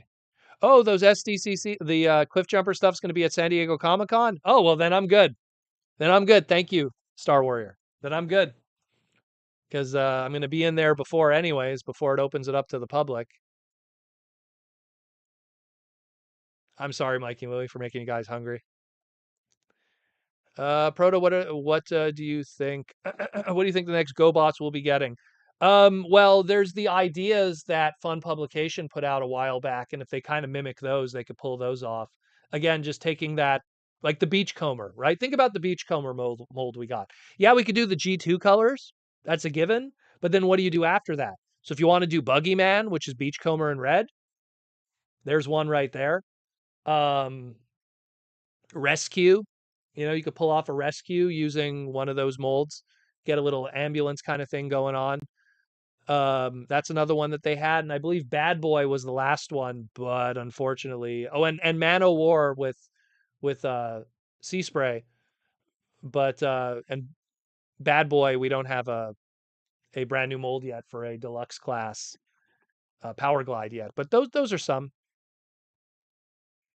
Never. You went on Dalnet. Dalnet was where Ouija was back in the day. But I was only friends with some of those people in that crew. Some of those guys are a little weird for me. Let's just say there was the cool kids table at BotCons back in the day, and then there was the weird guy tables at BotCon back in the day. And that's coming from a Transformer convention. So when there's the cool guys and you have the weird guys, those were the weird guys. Let's put it that way. Some of the weirdos there. I love you, Monzo, but some of your friends were a little, you know, a little weird. Uh, Also, what do you think of the next comic edition will be? Oh, that one could be anything. I mean, someone suggested obviously like, purple comic book Soundwave. I mean, a Fortress Maximus that's actually to scale to the others, make them a deluxe class price point. A Scorponok even too. There's a few. There's a few ideas there. Obviously, there's like straight the way it is. It's straight up repaints everything. So with some major retooling now, so you just got to kind of go like, well, where could we go from here? Are we going to do a bludgeon? Are we going to do like, some other stuff? Maybe a Thunderwing? Those really like comic centric characters. A Megatron with the Megatron coloring, a Starscream with the Starscream coloring. If you look how those characters were painted back in those early issues of the Bob Budiansky days before Simon took the pen, you know, there's a few ideas there. GoBot Leader one from Metalhawk. Yeah, totally. Totally. I mean, it wouldn't be accurate. I mean, you really need to, you really need to spin around the wings and a lot of things, but I mean, there's a few ideas that could be there. I mean, same thing, like any cone head could easily be Phytor, specifically Thrust. I mean, the difference between Thrust and Phytor is a few decos, in my opinion. So, uh, where are we at? Where are we at? I don't want to miss any of the super chats or YouTube member questions. T Formers 2002 with the YouTube member question: how has it been 40 years and Soundwave has never gotten a purple repaint? Opportunity, I guess. I mean, it's more just something where it's like, where do you put that? You know what I mean? Where do you put that? Like now we have a comic line, but prior to that, we didn't really do that kind of stuff. We would just want to just have that character. Like we had a Straxus, but it was that weird orange repaint of Armada Starscream from the deluxe class price point. We had a Straxus, but it was just like a weird bluish kind of, it was called Dark Mount from the Skullgrin mold. So it's where do you put it? Where does it fit? Do you do those colors that way? Or it's just, it's much more safer to do traditional colors. You know, it's something that's going to be a bit of the topic of the next Toy Armada in the future too. Where are we at here? Fawn Heart 2002, a YouTube member question. I hope they do regular releases of Straxus. Fawn Heart, I honestly wouldn't hold your breath on that one. I'll be honest with you. I think that that's where it's going to be. You know, unfortunately, that's where he's going to be. Mikey Louie, that's another great idea. Blaster. done in more like those kind of colors in the face and everything. Maybe use the shattered glass face just to mix it up, and do scrounge. Just do a scrounge heavy retool of Cosmos. I mean, who knows? New Machine Wars Prime. That's a good one. I would love more Machine Wars stuff. Yeah, Ninja. I don't remember. Was Darkmount before Skullgrin, or was Skullgrin before Darkmount? Either way, one of the. No, you might be right though. I think Darkmount came before. You actually might be right. I don't know. It's all blur to me. And then you had the Ballad of Darkmount, the Bakon exclusive with those garish colors. T-Formers 2002. Masterpiece did Comic Grimlock and G2 Sideswipe. Yeah, that's that. Those were like, collector items where it made sense back then. And it was just like, oh, here's an excuse to give the crown for Grimlock at the time with the G2 one and have fun with the Sideswipe and retool like crazy. I love both of those. Those are fantastic figures. That G2 Sideswipe, like, in my opinion, has not been matched. We got G2 Sideswipes throughout the years, but none of them with that 90s grit and the wheels and the bandoliers and the guns. Like, oh my God. Like, I always lean on Masterpiece. I know not everyone could afford Masterpiece, but whenever there's a Masterpiece release, I always consider adding it to my collection because that's where the pinnacles happen. I mean, yeah, sure, there's certain characters that are better than their Masterpiece releases and are probably due for an update. That's for sure. You could tell that I keep them on my desk. Um, but in general, I mean, I don't think anything has matched Masterpiece Megatron 2.0. I don't think of the Megatrons we've gotten up to this point. Same thing with the Shockwave, same thing with the Soundwave. The Starscreams, they're all pretty close. Um, I mean, I really like Masterpiece Star Saber. And I have the HasLab one, and I still really like the Masterpiece one, you know? And I mean, geez, the Sideswipe mold is a 10 out of 10. The Wheeljack mold is a 10 out of 10. The what do you call it? The Datsuns. I'm just looking at all of them now. They're all great. The Beast Wars ones, let's not even talk about those. Those are just, those are all done by what's her name? Yuki Ashima from Kissplay. He designed all of those, and those are amazing. How about a comic edition Circuit Breaker? Ooh, that's a tough one because that's probably a Marvel property, unfortunately. Marvel might have the rights to Circuit Breaker because that's a tough one. She was in the Beyonder comic through Secret Wars 2. She made a cameo in that, so that kind of really cements her in the Marvel universe. So if we did get a Circuit Breaker, she might happen through Marvel Legends, kind of like how we got Death Head through the Marvel 3-inch line. So I think we'll get a Circuit Breaker maybe one day when they run out of ideas, and it'll be through Marvel Legends. Comic Edition Hot Rod 2. Oh yeah, in G2 especially had different colors. G2 Hot Rod. That's what we might as well call them, even though we never got a G2 Hot Rod outside of technically Laser Rod Jolt getting repainted. No, excuse me, Laser Rod Jolt getting released in the UK as Hot Rod, no space, one word. That's a real thing. And so he was a Decepticon. Only in that one region. James Hobson looking for it. I was looking online just now and noticed that a lot of Machine Wars figures were KB Toys exclusive. They were all KB Toys exclusives. Machine Wars was a KB Toys exclusive subline. How that happened was it was actually a mistake. What happened was is back in 1995, Hasbro, and this is like early Hasbro, not the Aaron Archer crew, they did a whole segment and Q&A at BotCon in 95, and someone asked, will you ever bring back vehicles and stuff? And then one of them's like, oh, for sure we're going to bring back vehicles. And then people kept asking about it, and they're like, oh crap, like we said that and we didn't have any immediate plans for it. So that's why all of Machine Wars was, number one, an extremely short line. I wish I could show it to you. It's all the way in the corner over there. Extremely short line, KB Toys exclusive only, all consisting of unreleased toys or previously existing toys with mild retools on it, mostly for safety issues. Like a lot of the Machine Wars stuff came from that early UK stuff back in the day, the Thunder Clash, what's Rotor Storm, Stalker, and Skyquake.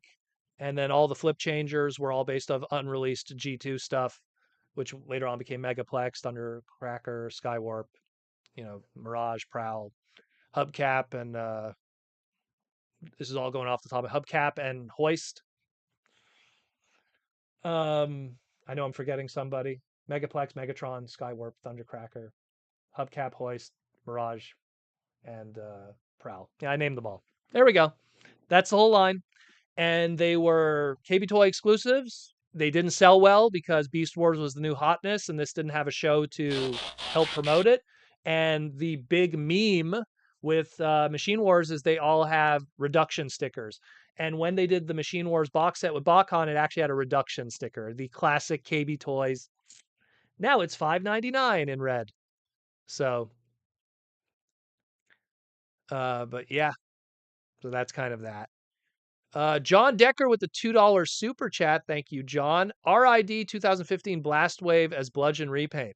Funny thing about that, John, Blast Wave came first and Bludgeon came afterwards with that mold. That's one of those reverse cases.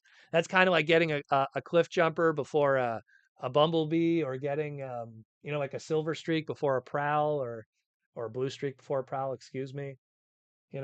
Some of the more obvious repaints, you know. Um, Wild how Transformers and Marvel don't do anything together, even though Hasbro does all the toys. Well, because they don't own the IP. That was a partnership. Hasbro owns Transformers. They asked Bacall to pretty much help with the marketing. And then, of course, at the time, Bob Budiansky was part of special divisions at Marvel. Bob's most famous special divisions creation outside of Transformers was the Marvel trading cards, which was also a special divisions idea. And you could see what the Marvel trading cards were, tech specs came from. So there's that's all Bob. Um, and of course, Larry Hama later on with the file cards with G.I. Joe, or before in '82. But the point is that, they were two separate entities that were a partnership, but Hasbro is the ones that own all of it. If Marvel is doing a Transformer comic, they're licensing it from Hasbro. That's what it is. That's what it is. They're paying Hasbro to use the Transformer brand. So it's a whole other thing.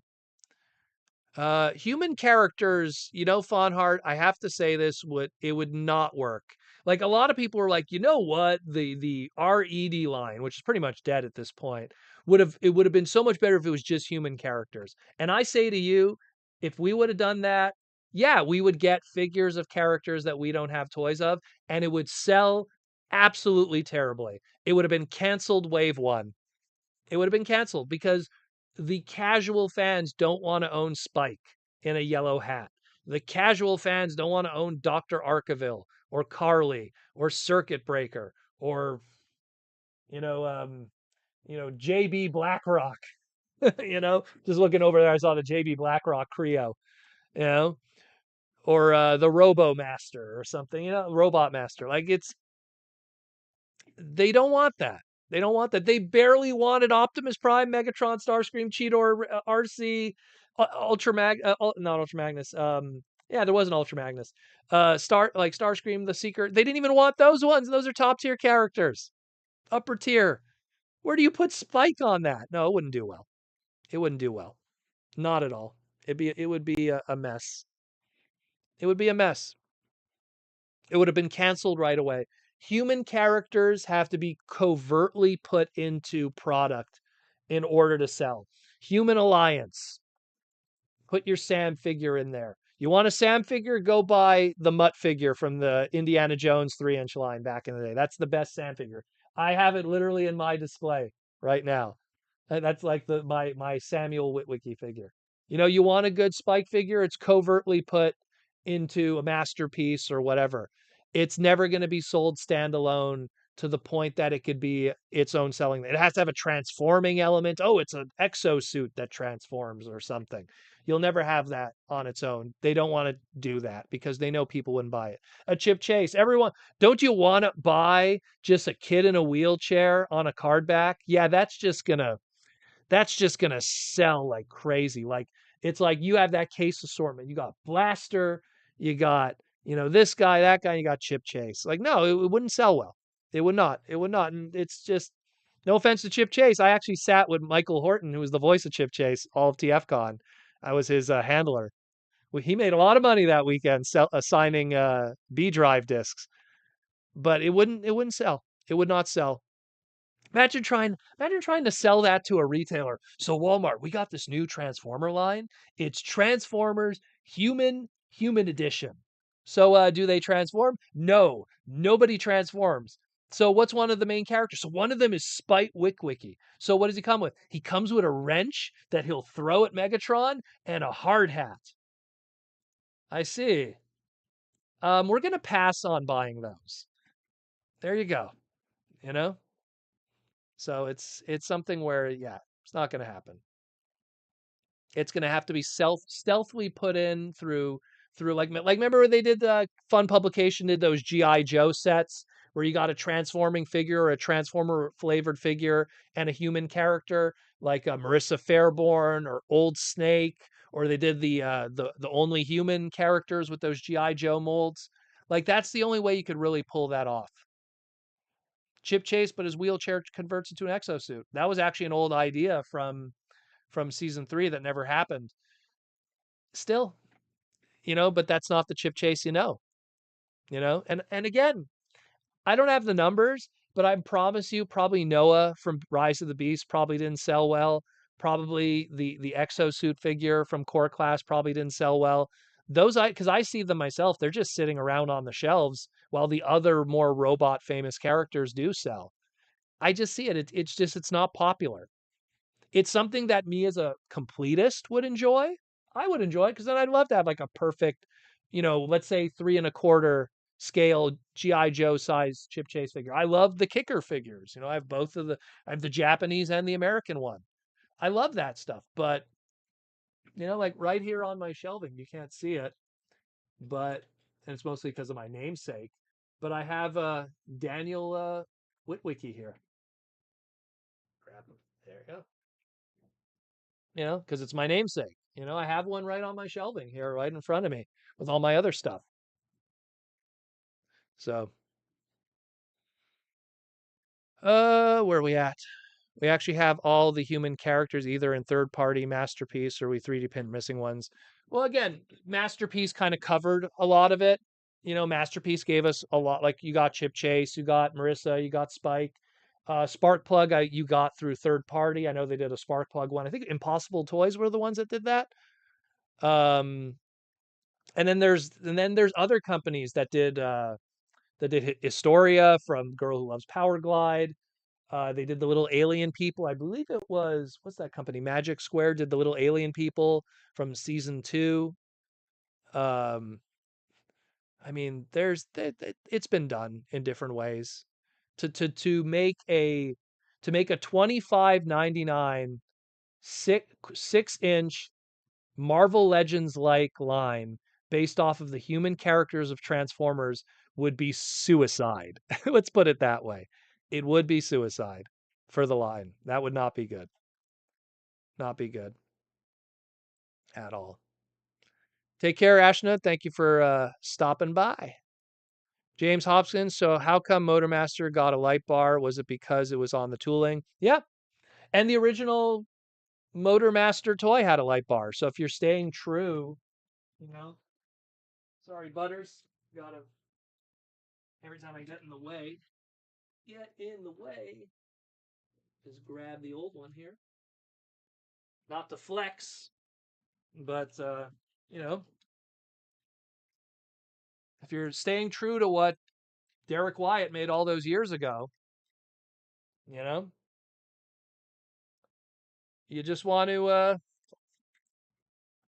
this one's a little dusty, but you just want to like stay true to that. Have that's the Stunticon logo there, you know.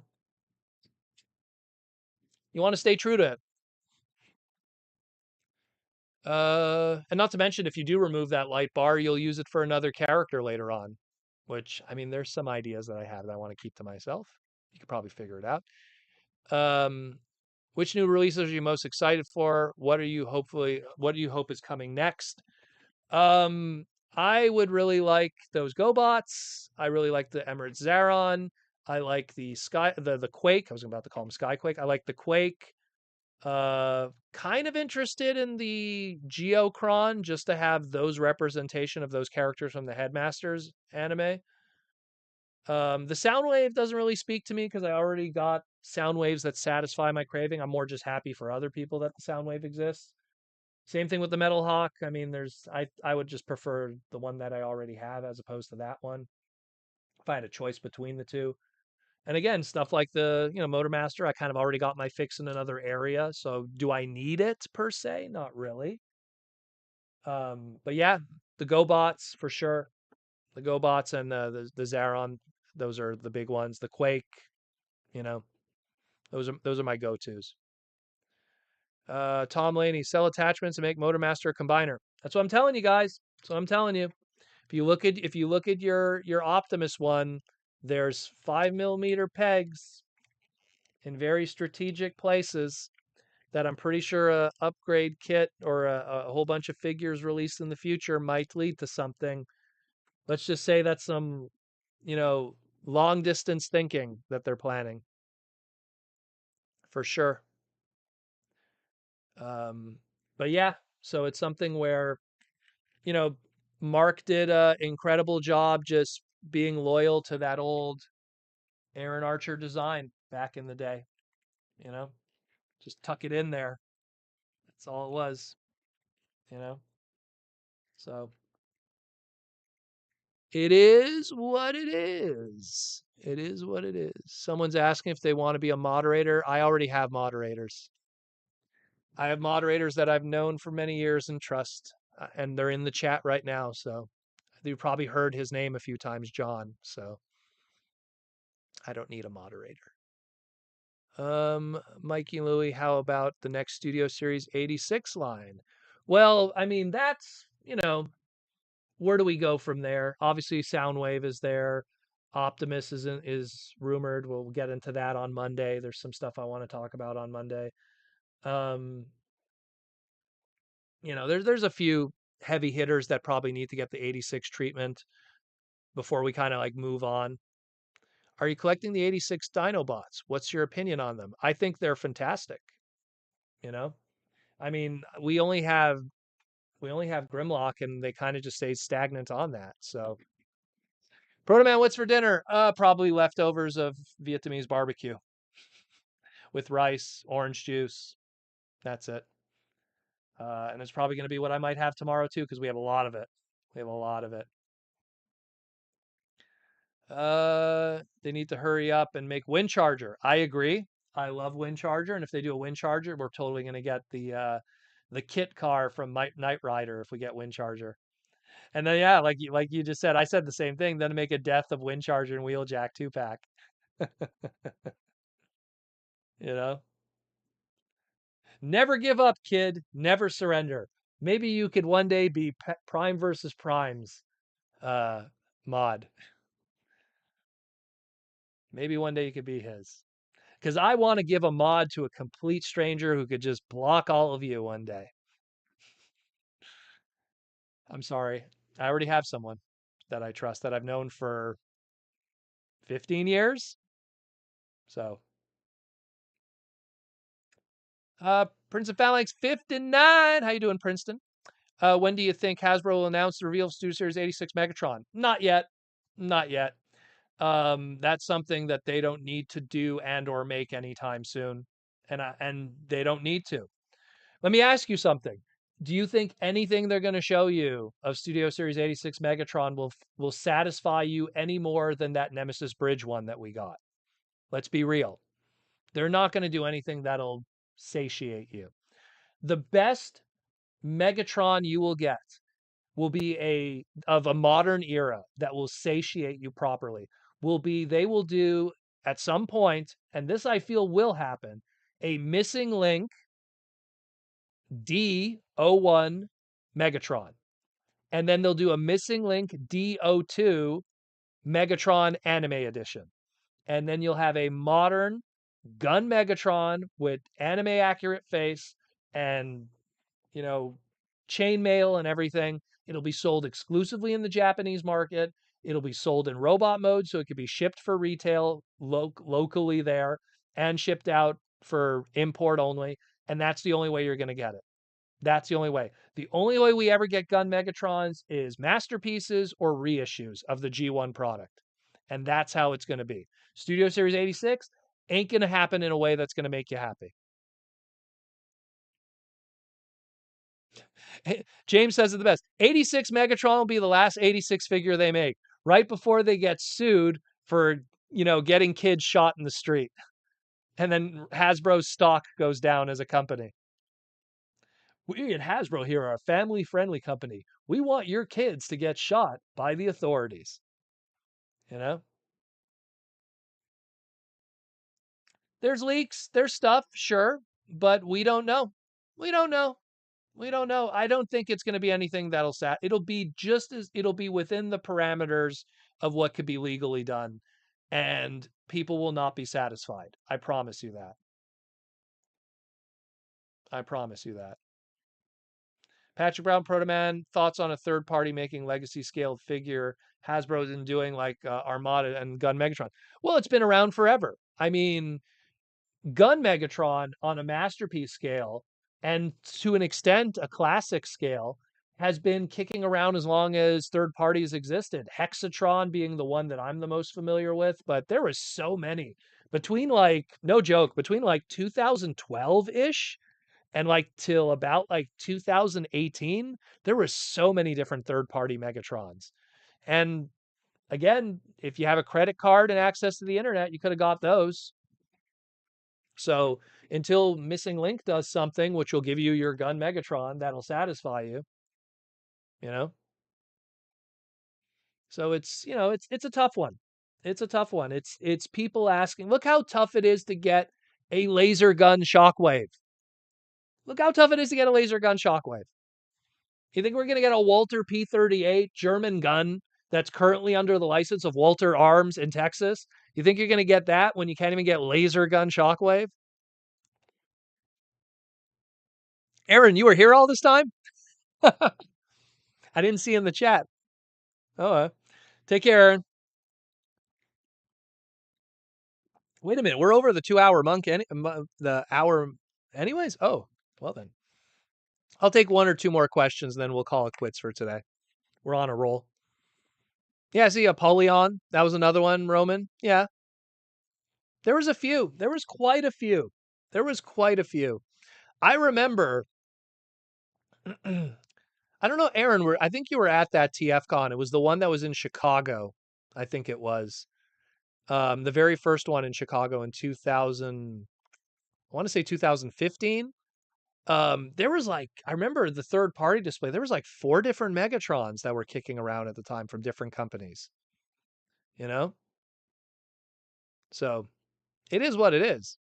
Need a Diatlas. Well, we got the Legends one. That one came out from Transformers Legends in the big powered box set. So that's something I could see Japan doing again. Diatlas was done. The funny thing with Diatlas, if you know the history of him, they never talk about this. So you have the original Takara crew, Kuniharu-san, Kojin Ono, all of those dudes. They all moved to the Brave stuff because what happened was they worked on Transformers Victory, and when Victory underperformed in ratings, they didn't do a full cartoon. So they were going to continue with X Kaiser and all the Brave stuff. And a lot of those designers went to X Kaiser and Jay Decker and all of that stuff. And I know the one before that, Firebird, and all of the ones that come afterwards, of course. I can't Dagarn and everything. So they all were there. So then there was a new younger crew that did Zone afterwards, and that's why you saw a lot of repaints with Operation Combination and Battle Stars with Return of Star Convoy. So it was a different crew. So the thing is, today the push for Diatlas is not as strong because I think the guys who worked on Zone are not even with the company anymore. So there's that. And the only reason why I know all of that, there's an interview with, I think it's Kojin Ono, where he talked about like, all the different stuff that was going on and where he was in the company, like during, like, what did he think of Beast Wars and all that. So I think it was a Figure King magazine interview. And so that's that's probably a big reason. I mean, we'll probably see a Die Atlas. Look, Aaron Archer did King Atlas. Oh, you can't see him, but King Atlas, which was kind of a Die Atlas covert way to get him to be there, but not be there in a trademark way. You know, Tom Laney, have a good weekend, Proto. Thanks again on my way to Virginia. Family vacation. Hey, awesome stuff, my friend. Enjoy the vacation. Timmy K points there. Time to eat, Proto. Go for the foods. Oh, yeah. Gonna have some good foods. We're gonna have the last super chat from my boy, Joseph Ritter. What's up, Joseph, with the $5 super chat. That'll be the last super chat of the day, and then we'll call it quits. Um, Will the GoBot release lower the price of Cosmos, or due to the incorrect colors not cause the eBay price to drop? It won't lower the price of Cosmos per se. Cosmos's price will soften when we get a re-release of Cosmos in green. To give an example, Butters, come on, it's Catnip Bravo. How we doing? Um, we will get a. Oh, geez, he's touching it. We will get a softening of the price when they do a re-release. And already Mark, Evan, BMAC, they said it's not out of the question that they take Cosmos and they do it in a different shade of green, maybe put the Autobot logo in a different place. They can't do a one-for-one re-release because that was exclusive to Walmart, but that doesn't stop them from taking the Cosmos mold, making it green, but a different shade of green, putting an Autobot logo somewhere else. That flag that was originally, the checkered flag, now you can put an Autobot logo on it and just put it out again as a different product. They did that with Cosmos before. There was a 2-pack Target exclusive Cosmos for Generations that came with a Minicon Micromaster, and then they did it later on as a standalone figure, different shade of green. I think it was part of Titans Returns, correct me if I'm wrong. So totally, totally gonna happen. And then that'll soften the price of the original. But then you'll have the other one anyways. So if you're asking from a scalping perspective, sell your Cosmos now before they do that. But I don't think the GoBots one is a Hasbro Pulse exclusive Generation Selects. It's available on Big Bad Toy Store and other stuff too. It's not exclusive to anywhere outside of of course online retail. And it's a different color, a different character, and a different vibe. So that's the long, short answer of that one. So, anyways, guys, we're gonna call it quits for the night. Butters, say bye bye to everybody, and we're gonna call it quits tonight. We had a good one. We went for about 2 hours and 11 minutes. Good stuff.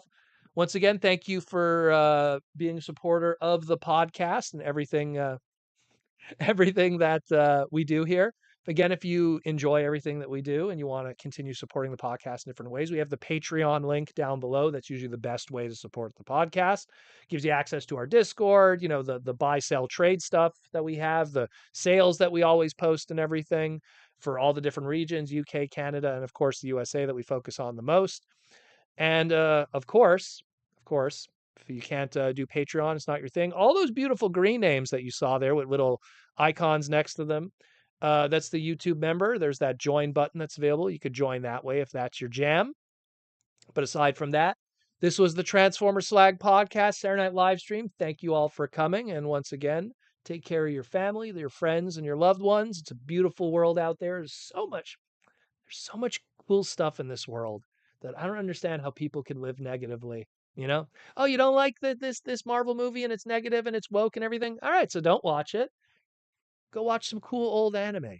Go play some video games. Go do this. There's so much cool stuff in this world. Go on Tubi right now.